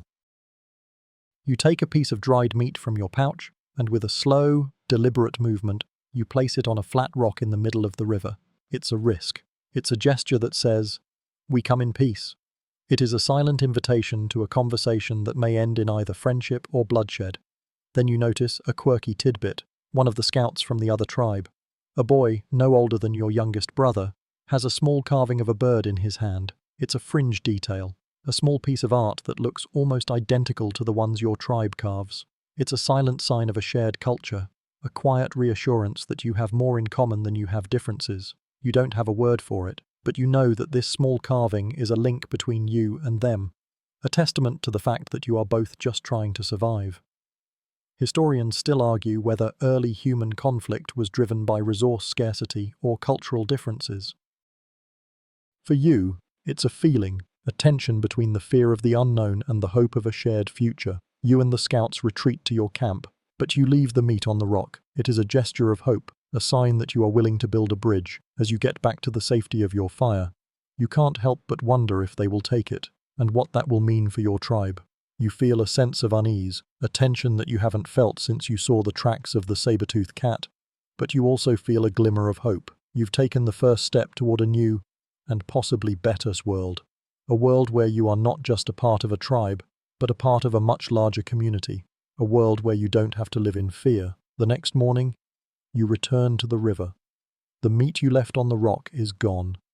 A new piece of meat, a large piece of dried fish, is in its place. It's a sign. The first step toward a new relationship. The tribe from the other side of the river is willing to engage. You feel a sense of relief, but also a sense of purpose. It's a good day for a hunt, and your mind is on your tools, especially your spear. It's a mainstream historical fact that hunting weapons were not just simple tools, they were extensions of the human body, a part of your identity as a hunter. Your spear is more than a tool, it's a piece of you. You take your spear out of the shelter and begin to inspect it. The wood is a long, straight shaft, its surface smooth from hours of handling. The tip is a piece of sharpened flint, lashed to the wood with a piece of sinew. It's a simple tool, but it is a work of art. You run your thumb along the sharp edge, feeling the perfect, symmetrical curves. You are not just a person with a spear, you are a person who knows how to use it. You know its weight, its balance, its perfect trajectory.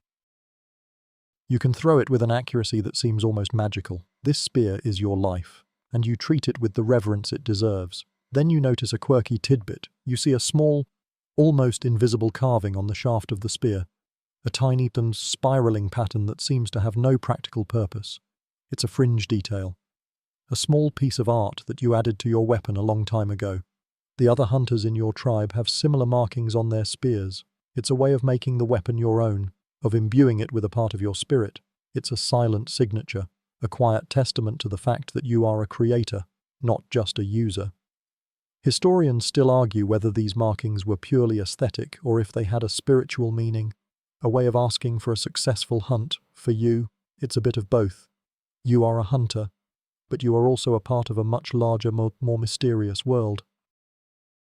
You stand up, your spear in your hand, and you feel a sense of power. You are not just a small, fragile creature in a vast, dangerous world. You are a hunter, a provider, a protector. Your spear is a symbol of that power, a quiet, powerful reminder of your place in the world. You feel a sense of confidence, a quiet certainty that you are ready for whatever the day brings. You are a part of a long, unbroken chain of people who have used their intelligence and their hands to create the tools they need to survive. And you are proud of it. You and the hunting party move silently through the forest, your spears at the ready. You are in pursuit of a deer, a quiet stalk that has led you far from the new camp. But as you get deeper into the woods, you are reminded of a quiet, but powerful, force in your tribe, the tribal elder. He isn't here with you now, he is at the camp, keeping watch, offering advice. His role isn't about physical strength, it's about the deep, hard-won wisdom that keeps the tribe safe. It's a mainstream historical fact that elders in early human societies were highly respected. Their knowledge and experience a vital resource. He is the living memory of your people, a walking, talking library of survival. You remember something he told you yesterday? He warned you about a particular part of the forest, a place where the trees grow too close together and the ground is uneven. He told you that this is a place where a hunter can get disoriented, a place where a predator can hide in the shadows. You and your companions are approaching this very spot now. You feel a pang of unease, a quiet warning in your gut. You don't have a word for it, but you know that his wisdom is a shield, a protection against the dangers you can't see. You stop, and without a single word, you and your companions change your direction, taking a longer, but safer, path around the dangerous area. Then you notice a quirky tidbit. The elder has a habit of making a small, distinctive whistle when he gives advice. It's a quiet, almost unnoticeable sound, a fringe detail that is actually a powerful mnemonic device. Whenever you hear that whistle, you know that the advice that follows is important, something you should pay attention to. It's a quiet form of communication, a way of signaling a lesson that has been learned through a lifetime of experience. Historians still argue whether the veneration of elders was a result of their practical knowledge or a spiritual reverence for their age. For you, it's both. You respect his age, but you also respect his knowledge, a knowledge that has saved your life more than once. As you and your companions continue your hunt on the safer path, you feel a deep sense of gratitude for the elder, for the quiet wisdom he provides. You are a strong hunter, but you are not invincible. You need his guidance, his knowledge, his silent, powerful presence. You are not just a person. You are a link in a long, unbroken chain of people who have learned from their elders. You are a part of a community that values not just strength and speed, but the quiet, powerful force of wisdom. And you know, with a quiet certainty, that you will one day be an elder too, passing on your own wisdom to the next generation. The hunt is a success. You and your companions bring a fat boar back to camp, and the tribe rejoices. But as the fire roars and the tribe gathers, you notice something subtle. A small shift in power dynamics takes place. It's a mainstream historical fact that early human societies, though often considered egalitarian, had subtle social hierarchies. It's not a formal system, it's an unspoken understanding, a series of gestures and small acts that define your place in the group. You are strong, but you are not the strongest. You are a good hunter, but you are not the best. And a young man, a newcomer to the tribe, is proving himself to be a natural leader. He is not the elder's son, nor is he the strongest, but he is a gifted hunter, and he has an innate sense of direction that is unmatched. He has a way of leading that isn't based on force but on a quiet confidence. He is given the choicest cuts of the boar, a small honor that speaks volumes. The other hunters look to him for a decision on where to hunt tomorrow. It's a quiet, almost imperceptible shift, but you notice it. You feel a pang of something you don't have a name for, not jealousy, but a quiet, respectful curiosity. Then you notice a quirky tidbit. The new leader has a small, smooth stone, a fringe detail that he keeps in his pouch. He holds it when he is thinking, turning it over and over in his hand. It's a small, quiet act, a personal ritual that no one else seems to notice.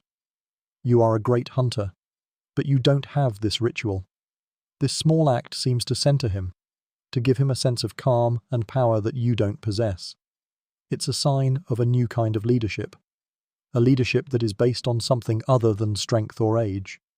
Historians still argue whether early human social hierarchies were based on physical strength, intelligence, or something else entirely.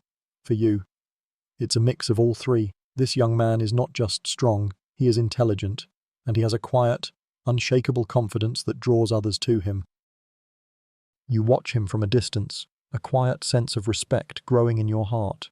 You are a strong member of the tribe, but you are not the leader. You are a part of a larger whole, and your place in it is defined by your skills and your character. The boar sizzles over the fire, and the tribe eats.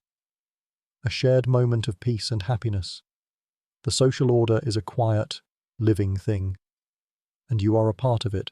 You feel a sense of contentment, a quiet pride in your place in this group. You are a part of a community that values not just strength and speed, but the quiet, unshakable confidence that this young man possesses, and you know, with a quiet certainty, that you will one day learn from him. The new leader is a source of quiet confidence for the tribe, and his skills are already making a difference. Today, as you prepare for a new kind of hunt, he shows you a new tool, a new piece of technology that will change the way you hunt forever. It's the invention of the atlatl, a spear thrower. It's a mainstream historical fact that this was a revolutionary invention, a simple stick with a hook that allowed hunters to throw their spears with greater range and power. It's not a magical tool, it's a piece of engineering, a simple, elegant solution to a very old problem. You are no longer just a hunter with a spear, you are a hunter with a weapon that can kill from a safe distance. The new leader shows you how it works. You place the spear on the hook of the atlatl, and you hold it with both hands. You take a step back and throw, a fluid motion that sends the spear flying through the air with a speed and force you've never seen before. The spear flies with a quiet whoosh, its trajectory flat and true. It hits the tree trunk with a loud thwack, burying itself deep in the wood. You feel a sense of awe, a quiet shock. This is a game changer. This is a tool that will save lives. Then you notice a quirky tidbit. The leader has a small, almost unnoticeable groove carved into the atlatl's handle. It's a finger rest, a fringe detail that allows him to hold the atlatl with a firmer grip. It's a small, personal innovation, a subtle improvement that he made on his own. It's a sign of his ingenuity, his ability to not just use a tool but to improve upon it. Historians still argue whether the invention of the atlatl was a single moment of genius or a slow, gradual process of experimentation. For you, it feels like a mix of both. The idea is simple, but the mastery of it is a lifetime's work. You try to copy the groove, a quiet attempt to learn from him. You spend the rest of the day practicing with the atlatles. Your throws are clumsy at first, the spear veering off course, but you keep going. You are a quick study, and you can feel your body adapting to the new motion. The atlatl is not a part of you yet, but it will be. It's a new weapon, a new way of hunting, a new way of surviving. You are no longer just a person with a spear, you are a person with a powerful weapon that can change the outcome of a hunt. You feel a deep sense of gratitude for this new leader, for his willingness to share his knowledge, and for his quiet, powerful presence. And you know, with a quiet certainty, that this small, simple stick has just changed your world. The atlatl has changed the game. The hunts are more efficient now, and the tribe is well fed, but you are a part of a small scouting party, and you are always looking for new sources of food, new opportunities. You and your companions have journeyed to the coast, a new and unfamiliar landscape. This is the moment when you become a coastal forager.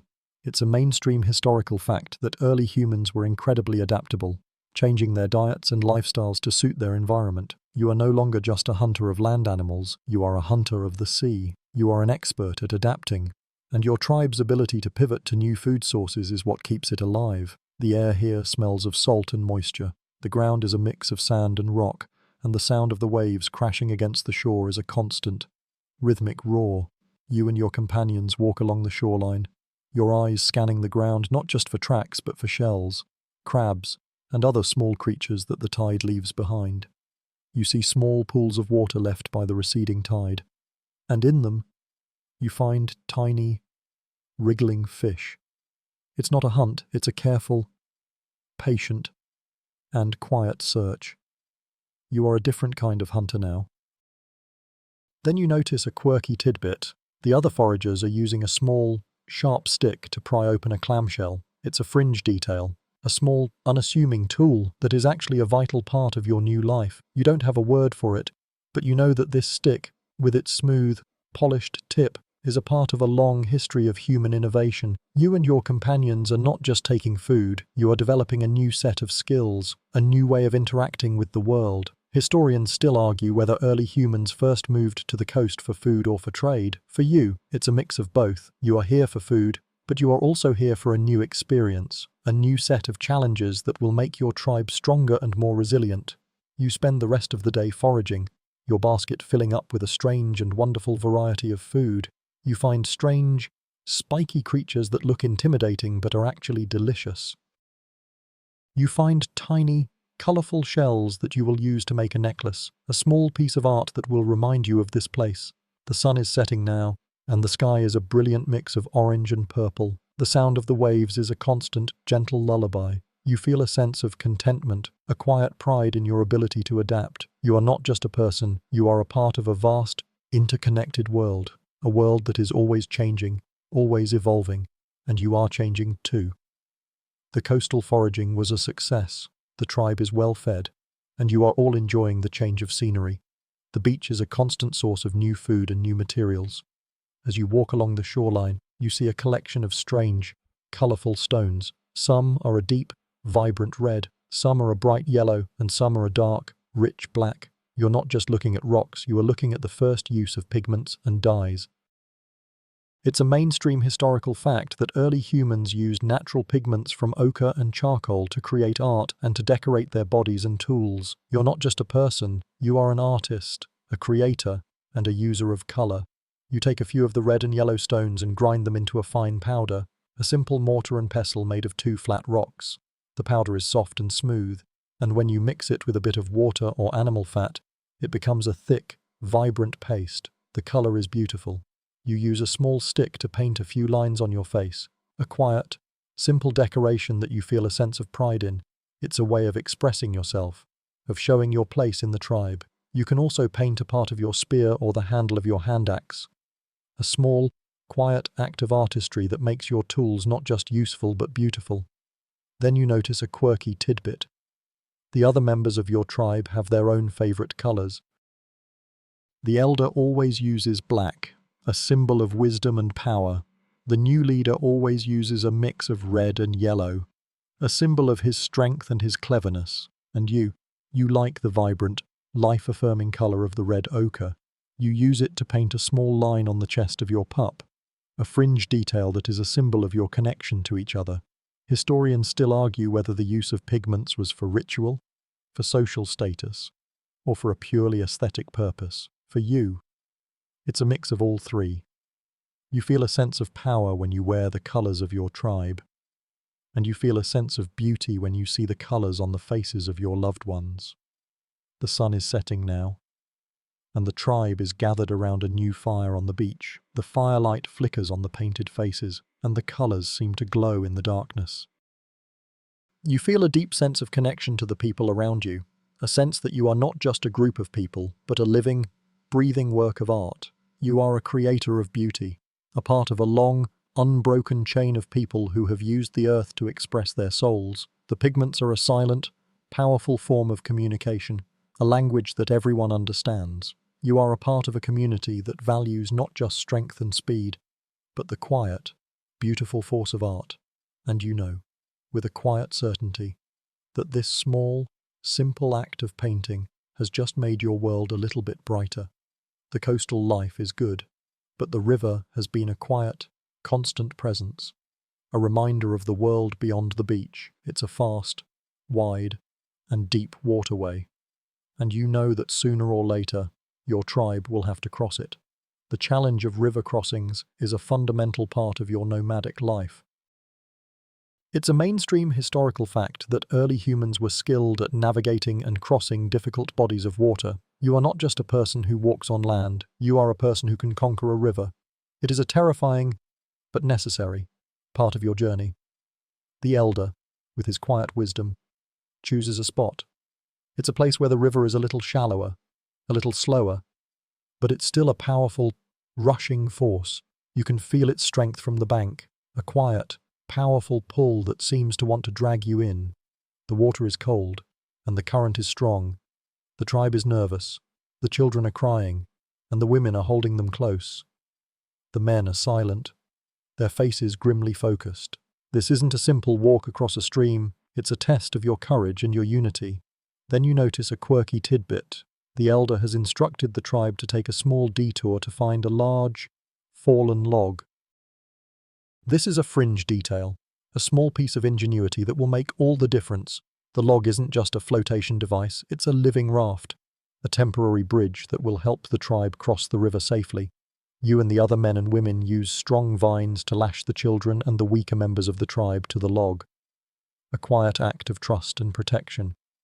Historians still argue whether early humans used boats or simply relied on rafts and logs to cross rivers. For you, the answer is clear. You use whatever the land provides. The crossing begins. The elder and the new leader are in the front, their bodies fighting against the current, pushing the log forward. You and the other strong members are in the back, pushing with all your might. The water is cold, and the current is strong, but you keep going. The log is a living thing, a temporary part of your tribe, and it's fighting with you. The sound of the rushing water is a constant roar, and you can feel the spray on your face, but you don't stop. You keep going. A single, living organism fighting against a powerful force of nature. And slowly, agonizingly slowly, you make it to the other side. You are cold and exhausted, but you are safe. You feel a deep sense of relief, a quiet triumph. You are a part of a community that can conquer a river, and you know, with a quiet certainty, that you can conquer anything. You and your tribe are safe on the other side of the river, exhausted but triumphant. The coastal world is behind you, and a new, more forested landscape lies ahead. As the fire crackles to life, a new kind of sound fills the air. It's a rhythmic thump, thump, thump from a hollow log. It's the dawn of primitive music. It's a mainstream historical fact that music and rhythm were an integral part of early human life, used for rituals, communication, and for the simple, joyous act of making noise. You are no longer just a person with a voice, you are a person with a beat, a part of a much larger, more mysterious symphony.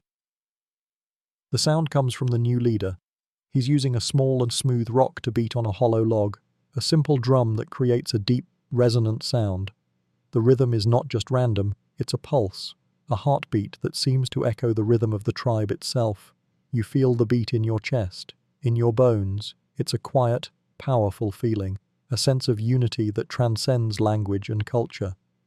The other members of the tribe begin to clap their hands, to tap their feet, to sing a low, wordless hum that seems to rise from the very earth itself. It's a spontaneous celebration of your shared survival, a quiet, simple act of joy. Then you see a quirky tidbit. The elder takes out a small, hollow bone, its surface decorated with tiny carvings. He blows on it, and it makes a beautiful, high-pitched whistling sound. It's a fringe detail, a small, unassuming flute that is a testament to the fact that your people have always had a desire for beauty and expression. The sound is haunting, ethereal, a quiet, melodic contrast to the deep rhythm of the drum. It's a reminder that music is not just about rhythm, it's about melody, about emotion. Historians still argue whether early music was used for spiritual rituals, for social cohesion, or for a simple aesthetic purpose. For you, it's a mix of all three. You feel a sense of connection to the spirits when you hear the haunting sound of the flute, and you feel a sense of community when you hear the rhythmic thump of the drum. The music is a language that everyone understands. The rhythm is a shared pulse, a quiet, powerful reminder that you are not alone. The melodies are a shared emotion, a quiet, beautiful reminder that you are not just a person but a part of a much larger, more mysterious world. The music swells, and you feel a sense of peace, a sense of belonging, a sense that everything is as it should be. And you know, with a quiet certainty, that this small, simple act of making music has just made your world a little bit more beautiful. The music and dancing are a celebration of life, a brief respite from the constant struggle for survival. But the cold is returning, a subtle, creeping presence that reminds you that your temporary shelters will not be enough for the long winter ahead. You and your tribe must build a more permanent dwelling, a structure that will keep you safe from the biting wind and the heavy snow. It's a mainstream historical fact that early humans, especially in colder climates, built more complex structures from materials like mammoth bones, tusks, and hides. You are not just a person who makes a temporary shelter, you're a builder of a permanent home. The elder, with his quiet wisdom, chooses the site. It's a place in a sheltered valley, a place that is protected from the wind and is near a small spring. You and the other members of the tribe begin the hard work of gathering the materials. You find a large pile of mammoth bones. The giant rib cages and tusks, a powerful reminder of the giants that once roamed this land. The bones are heavy and difficult to move. But you and your companions work together, a single, living organism, to drag them to the site. Then you see a quirky tidbit. The new leader is using a simple, sharp tool to carve a series of small, interlocking grooves into the mammoth bones. It's a fringe detail, a small piece of engineering that will allow the bones to fit together more snugly, creating a stronger, more stable structure. He is not just using the bones, he is improving upon them, making them a part of a larger, more complex design. Historians still argue whether these early structures were designed by a single person or were a result of a collective, communal effort. For you, it's a mix of both. The idea is from the new leader, but the work is a collective effort. a shared act of creation. The sun is setting now, and the framework of the new dwelling is complete. It's a large, round dome made of mammoth bones, its surface a testament to the strength and ingenuity of your people. You begin to cover it with hides and grasses, weaving them together to create a solid, protective wall. The work is hard, but you feel a sense of purpose. You are not just building a shelter, you are building a home, a place of safety and warmth that will protect your tribe from the long, dark winter. You are a part of a community that can build a home from the bones of a giant, and you know, with a quiet certainty, that this small, simple act of building has just made your world a little bit safer. The mammoth bone dwelling is a testament to your tribe's ingenuity, but a solid home is only one part of the equation for surviving the long, harsh winter. The other part is food. The meat from the hunts is a welcome resource, but it will spoil. You must learn the art of preserving food. It's a mainstream historical fact that early humans developed sophisticated methods to preserve meat, from smoking it over a fire to drying it in the sun. You are not just a person who eats, you are a person who plans, a person who thinks about the future. You and the other women and children are in charge of this task. You have a special part of the fire, a section where the wood is still smouldering but not flaming. You hang long strips of meat over the smoke, its thick, grey plume a sign of life and a promise of a future meal. The process is slow, but it's essential. The smoke permeates the meat, not just cooking it, but infusing it with chemicals that will keep it from spoiling. It's a natural form of embalming, a way of holding on to a moment in time. You can feel the cold wind on your face, but you know that this meat, in a few days, will be a part of your winter pantry. Then you see a quirky tidbit. The elder has instructed the tribe to rub a certain type of fat on the meat before they smoke it. It's a fringe detail, a small piece of knowledge that seems insignificant but is actually a vital part of the process. The fat, which is rendered from the mammoth you hunted a few weeks ago, helps to create a protective barrier around the meat, sealing in the flavor and protecting it from the elements. Historians still argue whether early food preservation was a form of ritual or a result of a slow, gradual accumulation of knowledge. For you, it's a mix of both. You feel a sense of reverence as you handle the mammoth fat, and you feel a sense of confidence as you see the meat change, becoming a lasting resource. The sun is setting now, and the air is filled with the scent of wood smoke and roasting meat. The entire tribe is at work, a quiet, rhythmic dance of preparation. The men are carving more meat, the children are collecting more wood, and you are a part of a long, unbroken chain of people who have used their intelligence and their hands to prepare for the future. You are a planner, a survivor, a part of a community that can conquer a long, dark winter. You feel a deep sense of peace, a quiet triumph. You are safe now, and you know, with a quiet certainty, that you will be safe for a long time. The smoked meat is a promise of a long, safe winter. The dwelling is sturdy and warm. The tribe is finally at rest. The day's hard labor is done. And now, a different kind of work begins. The work of rest. It's a mainstream historical fact that sleep and rest were vital to the survival of early humans, who had to recover from the day's constant physical exertion. You are not a machine. You are a person, and your body needs to recover. You are a quiet, breathing testament to the power of rest. You settle into your corner of the dwelling, the warmth from the central fire a comforting presence. The sounds of your tribe are a low, contented murmur. The children are already asleep, their small bodies are quiet, breathing testament to the day's hard work. You feel a deep, abiding gratitude for the quiet, simple act of rest. You have hunted, foraged, and built. You have planned and you have prepared, and now you can finally stop. Your muscles ache, but it's a good kind of ache, a sign of a day well spent. You feel a sense of peace, a quiet contentment that you don't feel in any other part of your life. Then you see a quirky tidbit. The elder is still awake, sitting in a quiet corner of the dwelling.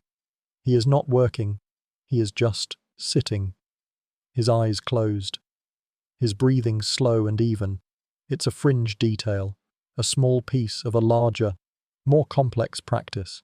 He is not sleeping, but he is resting. He is in a state of quiet meditation. a form of spiritual and physical recovery that goes beyond simple sleep. He is a part of a long, unbroken chain of people who have used their minds to find peace and rest. Historians still argue whether early humans had a conscious understanding of the physical and psychological benefits of rest and meditation. For you, it's not a question of knowledge but of feeling. You feel a sense of calm just by being in his presence. The fire is a low, gentle glow now. The air is warm and smells of smoke and dried leaves. You close your eyes, and you feel the hard ground beneath you, a familiar, comforting presence. You are a part of the earth, a part of the dwelling, a part of the tribe. You feel a sense of security, a sense of belonging. The day is done, and the work of rest has begun. You are not just a person who survives, you are a person who lives. You are a person who can find peace in the quiet moments between the struggle and, with a quiet certainty, that this small, simple act of rest has just made you a little bit stronger. You sleep soundly, your body and mind recovering from the day's exertions. But as you awaken, you feel a new kind of chill in the air, a different kind of sadness.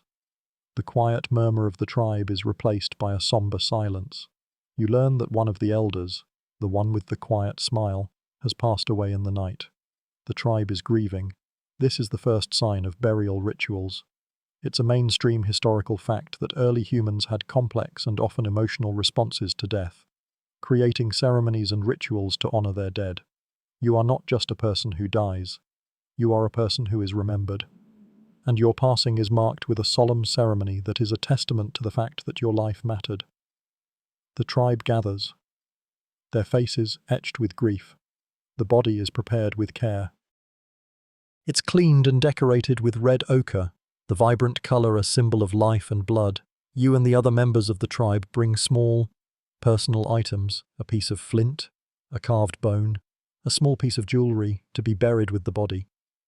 These aren't just objects, they are a part of the person, a quiet, powerful reminder of their life. You feel a deep sense of sadness, but also a sense of purpose. This ritual is a way of saying goodbye, a way of honoring a life that was lived with courage and dignity. Then you see a quirky tidbit.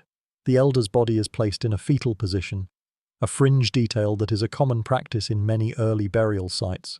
It's a small, almost unnoticeable gesture, but it is a powerful one. It's a symbol of rebirth, of a return to the earth, a return to the womb. It's a quiet, beautiful, and deeply personal way of saying that life is a cycle, and that death is not the end.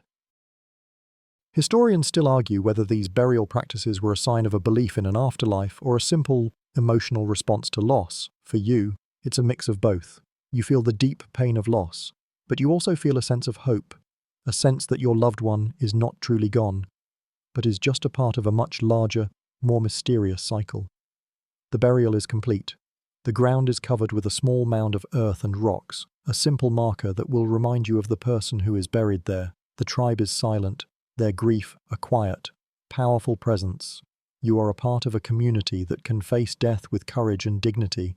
You are a part of a long, unbroken chain of people who have remembered their dead. You feel a deep sense of connection to the person who is buried beneath the earth, and you know, with a quiet certainty, that they will live on in your memories and in your stories. The morning is quiet, a soft, respectful silence that hangs over the camp, but a new sound shatters the peace. You hear a low, rhythmic drumming in the distance, a different beat from your own. It is the sound of another tribe, a sound that says, "We are here."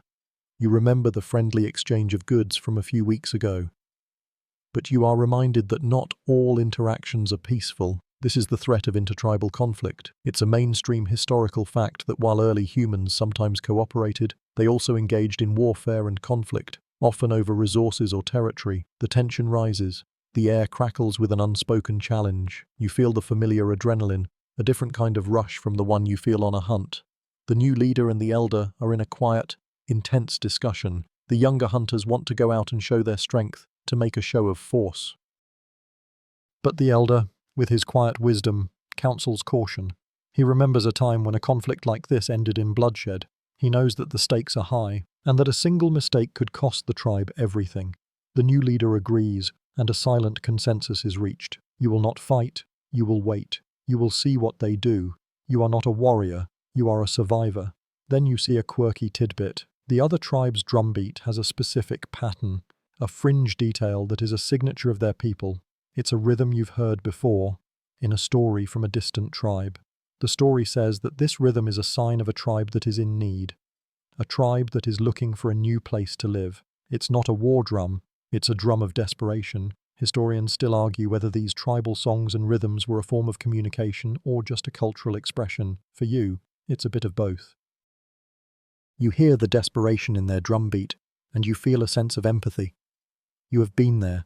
You have been in need. The sun is setting, and the two tribes are a quiet, watchful presence in the darkening landscape. You can see the light of their fire, a small, flickering light that is a mirror of your own. You feel a sense of unease, but also a sense of hope. You are not an enemy, you are a fellow human, a person who is also just trying to survive. The tension is high, but you know that there is a chance for a different outcome. You are a part of a community that can choose peace over war, and you know, with a quiet certainty, that this small, simple act of waiting has just made your world a little bit safer. The other tribe did not attack. The tension slowly faded, replaced by a quiet, watchful peace. Both tribes understood that a fight would benefit no one. You are still in your own camp, but the experience has sharpened your senses. It has made you realize that you must always be ready for the unexpected, not just from other tribes, but from the animals around you. This is the first use of simple traps. It's a mainstream historical fact that early humans used snares, pits, and other devices to catch small, fast-moving prey. You are not just a hunter, you are a planner, a person who can outsmart an animal without a fight. You and a few other hunters are tasked with setting the traps. You find a well-worn trail, a small path made by rabbits and other quick-footed creatures. You carefully dig a small, shallow pit and cover it with a layer of leaves and sticks. It's a simple, unassuming trap, but it's effective. You also create a small snare, a loop of tough, flexible vine that you hang from a low-hanging branch. It's a quiet, patient kind of work. You are not just setting a trap, you are creating a system, a way of getting food without a long, difficult hunt. The air is still, and you can hear the quiet sounds of the forest, the rustling of leaves and the chirping of birds. Then you see a quirky tidbit. The new leader is using a small, sharp piece of flint to carve a small, subtle symbol into the ground near each trap. It's a fringe detail, a tiny, almost invisible mark that only your tribe understands. It's a sign that says, "A trap is here, be careful." It's a silent form of communication, a way of protecting not just the tribe but the animals themselves. It's a quiet, beautiful, and deeply personal way of showing that you are a part of a community that can coexist with the world around you. Historians still argue whether these early traps were a form of hunting or a simple, efficient way of gathering food. For you, it's a mix of both. You are a hunter, but you are also a person who values efficiency and quiet intelligence. The sun is setting now, and the traps are set. You feel a sense of accomplishment, a quiet triumph. You are not just a person who survives, you are a person who plans.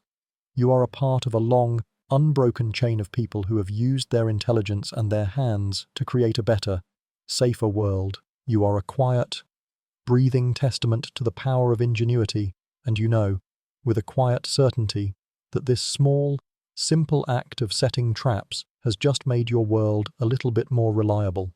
The traps you set are a quiet promise of a future meal. Your world is one of constant motion and change, a world of hunting and foraging.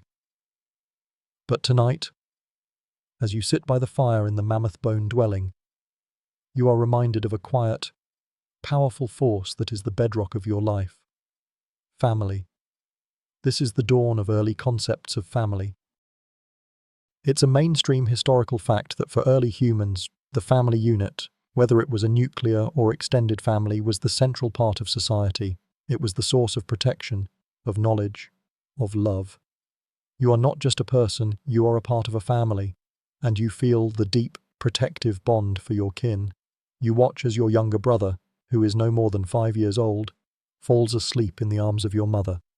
She is humming a low, wordless song, a quiet lullaby that you've known your entire life. Your father is sitting across from you, sharpening a spear. His face is a mask of quiet concentration, but you can see the deep love he has for your mother and for you. He is not just a hunter, he is a father, a protector, a provider. He is the person who will go to the ends of the earth to keep you safe. You feel a deep sense of gratitude, a quiet love that is so powerful it almost hurts. Then you see a quirky tidbit. Your pup, which is now a full-grown dog, is curled up at the feet of your brother. He is a part of your family now, a quiet, breathing testament to the fact that family is not just about blood, it's about a shared experience, a shared love. This fringe detail is a part of your daily life, a quiet, powerful reminder that your family is a living, breathing, and ever-expanding thing. Historians still argue whether early human families were monogamous or polygamous, nuclear or extended. For you, the answer is simple. A family is a group of people who love each other, who protect each other, who would do anything for each other. The fire is a low, gentle glow now. The air is warm and smells of smoke and roasted meat. You are a part of a community that is more than just a group of people. It is a family. You are a part of a long, unbroken chain of people who have loved and protected each other. You feel a deep sense of peace, a quiet contentment that you don't feel in any other part of your life. You are safe now, and you know, with a quiet certainty, that this small, simple act of being with your family has just made your world a little bit warmer. The love and warmth of your family are a powerful force, but they don't fill your stomach. The traps you set are a source of small game. But the tribe needs more. It's time for a big hunt. You and a small group of the strongest hunters, led by the new leader, are going after a truly massive creature. It's a mainstream historical fact that early humans were expert at hunting large, powerful animals like woolly mammoths, an incredibly dangerous task that required a high level of coordination and courage. This isn't just a hunt, it's a test of your strength, your intelligence, and your unity as a tribe. You are in a clearing, and you see it, a woolly mammoth. Its massive body, a quiet, powerful presence. The air is still, and the only sound is the quiet thumping of your heart. The new leader has a plan. You will not attack it directly. You will use your intelligence to outsmart it. You will use the terrain, the quiet hills, and the low-hanging trees to your advantage. Your atlatls are ready, and your spears are sharp. You are not a single hunter. You are a team. A single, living organism with a shared purpose. Then you see a quirky tidbit. The new leader has a small, almost unnoticeable piece of bone on a string around his neck. It's a fringe detail, a small piece of a mammoth tooth that he wears for luck. It's a quiet, personal ritual, a way of asking for a successful hunt. Historians still argue whether early hunters had a spiritual connection to the animals they hunted, or if they simply viewed them as a resource. For you, it's a mix of both. You feel a deep sense of respect for this animal, a sense that you are taking a life, and a sense that you must do it with dignity and with a clear purpose. The hunt is on. You and your companions move slowly, silently, a quiet, powerful presence in the darkening landscape. You use your atlatls to throw your spears with a speed and force that seems almost magical. The spears hit their mark, and the mammoth, with a low groan, begins to fall. The ground shakes, and you can feel its power even in its last moments. The hunt is a success, and the tribe will eat for a long time. You feel a sense of pride, a quiet triumph. You are a part of a community that can conquer a giant, and you know, with a quiet certainty, that this small, simple act of hunting has just made your world a little bit safer. The mammoth hunt was a success. The tribe is well fed, and you are all enjoying the change of pace. But as the fire burns low, a new kind of power enters the camp. It's the wisdom of a shaman, the tribe's spiritual guide. It's a mainstream historical fact that shamans and spiritual leaders were a vital part of early human societies, often serving as healers, storytellers, and mediators between the human world and the spirit world. You are not just a person with a body, you are a person with a soul. And the shaman is the person who understands the quiet, unseen parts of your life. The shaman is an older man, his face a roadmap of lines and wrinkles. He doesn't speak much, but when he does, everyone listens. He moves with a quiet grace, his hands moving in a rhythmic, almost hypnotic pattern as he prepares a special brew from a collection of herbs and roots. He is not just making a drink, he is making a connection, a way of communing with the spirits of the forest and the ancestors. He is a healer, a person who can fix not just a broken bone but a broken spirit. Then you see a quirky tidbit. The shaman has a small, polished stone on a string around his neck.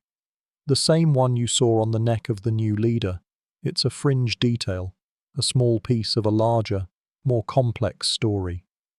The stone isn't just a piece of art, it's a symbol of a shared journey, a quiet, powerful testament to the fact that the two men, one a spiritual leader and the other a physical one, are a part of the same tribe, working together to keep everyone safe. Historians still argue whether the roles of shaman and leader were separate or if a single person held both roles. For you, it's a clear separation. The new leader is the body of the tribe. The shaman is the soul. The shaman is now sitting by the fire, his eyes closed, and he is humming a low, wordless song. The sound is beautiful and haunting, a quiet, powerful presence that seems to fill the entire dwelling. You feel a sense of peace, a quiet contentment that you don't feel in any other part of your life. You are a part of a community that can face not just the dangers of the world, but the mysteries of the universe. You are a quiet, breathing testament to the power of faith and the quiet, beautiful force of spirituality.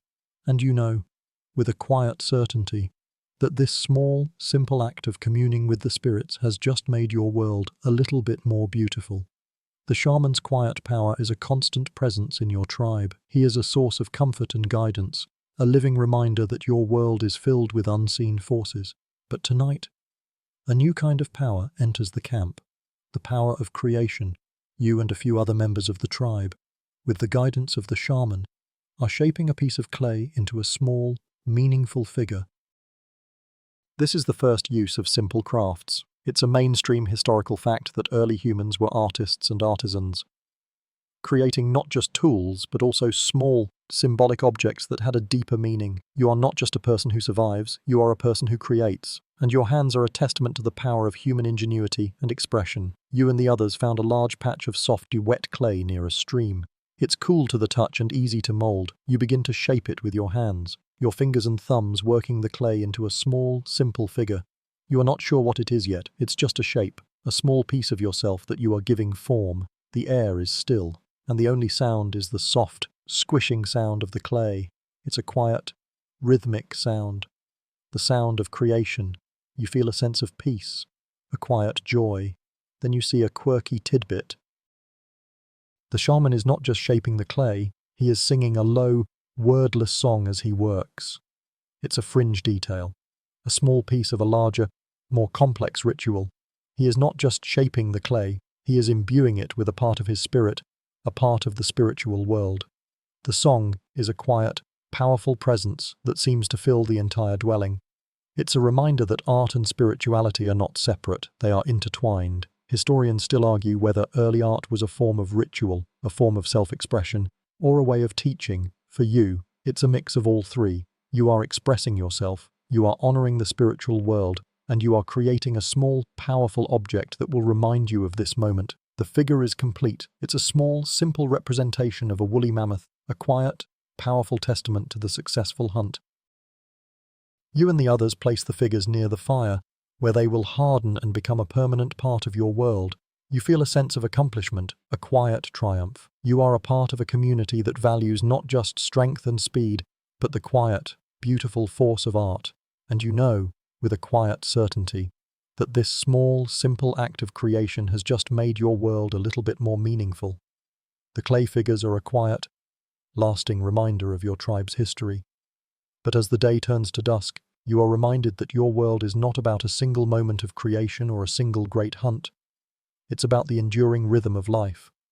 It's a mainstream historical fact that early human existence was defined by a constant, predictable cycle, sun-up and sundown, the changing of the seasons, the birth and death of the animals and plants around you. You are a part of that rhythm, a quiet, breathing testament to the power of continuity. You sit by the fire, the day's work done. The fire crackles and hisses, its light a quiet, comforting presence. The sounds of your tribe are a low, contented murmur. The children are asleep, the adults are talking quietly, and the old are silent. You feel a deep sense of peace, a quiet contentment that you don't feel in any other part of your life. The world is a quiet, predictable place. You know that tomorrow, you will wake up and do it all again. You will hunt, you will forage, you will build. You are a part of a long, unbroken chain of people who have done these same things for 1,000,000 years. Then you see a quirky tidbit, your dog, a former wolf pup, is sleeping peacefully beside you. He is a part of your family now, a quiet, breathing testament to the fact that your world is a living, breathing, and ever-expanding thing. He is a part of the rhythm of your life now, a quiet, powerful reminder that your world is not just about survival, but about connection. This fringe detail is a part of your daily life, a quiet, powerful reminder that your world is a living, breathing, and ever-expanding thing. Historians still argue whether early human life was a constant struggle, or if it had moments of quiet peace and contentment. For you, it's a mix of both. You live in a dangerous world, but you can also find moments of peace and quiet. The fire is a low, gentle glow now. The air is warm and smells of smoke and roasted meat. You feel a deep sense of security, a sense of belonging. The day is done, and the work of rest has begun. You are a person who lives, a person who can find peace in the quiet moments between the struggle. You are a quiet, breathing testament to the power of life. And you know, with a quiet certainty, that this small, simple act of rest has just made you a little bit stronger. The rhythm of life is a constant, a reassuring presence in your world. But as the sun rises on a new day, you are reminded that your knowledge is not your own. It belongs to the tribe, and it must be passed on. This is the final and most important task of your life, passing on the ancient knowledge. It's a mainstream historical fact that oral tradition and direct instruction were the primary ways of transmitting knowledge from one generation to the next. You are not just a person who survives, you are a teacher, a quiet, powerful link in a long, unbroken chain of humanity. You take a small child, a boy no more than 5 years old, by the hand. He is a part of your family, a quiet, breathing testament to the future of your tribe. You take him to a patch of wild berries, the same ones you foraged for just a few days ago. You teach him which ones are safe to eat, which ones are not. You show him how to look for the tiny signs that the forest gives you, the way a certain leaf curls or the way a certain branch sags. You are not just teaching him about food, you are teaching him how to read the world. Then you see a quirky tidbit. The boy is singing a low, wordless song as he works. A song that you taught him. It's a fringe detail, a small piece of a larger, more complex ritual. The song is not just a song, it's a way of remembering. It's a quiet, powerful mnemonic device that will help him remember the lessons you have taught him.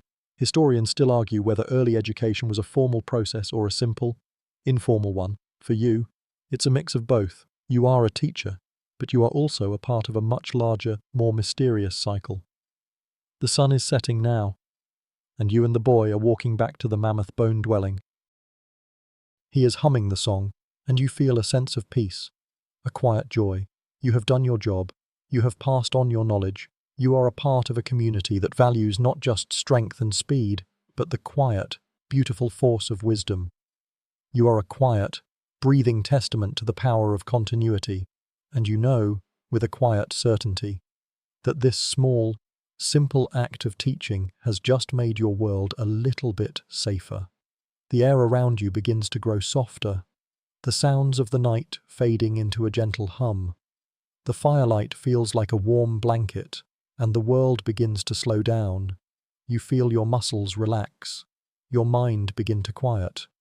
The sounds of the tribe fade into a soft, murmuring whisper, a calming rhythm that lulls you into a peaceful state. The journey is over. For now, the world is a safe and beautiful place. You are a part of it. The memory of the sun on your face, the feel of the cool earth beneath your feet, the sound of the wind in the trees, all of it is a part of you. You are a part of the long, unbroken chain of people who have lived and loved and survived. The fire burns low, the night is quiet, and you are safe. End of script. Sweet dreams.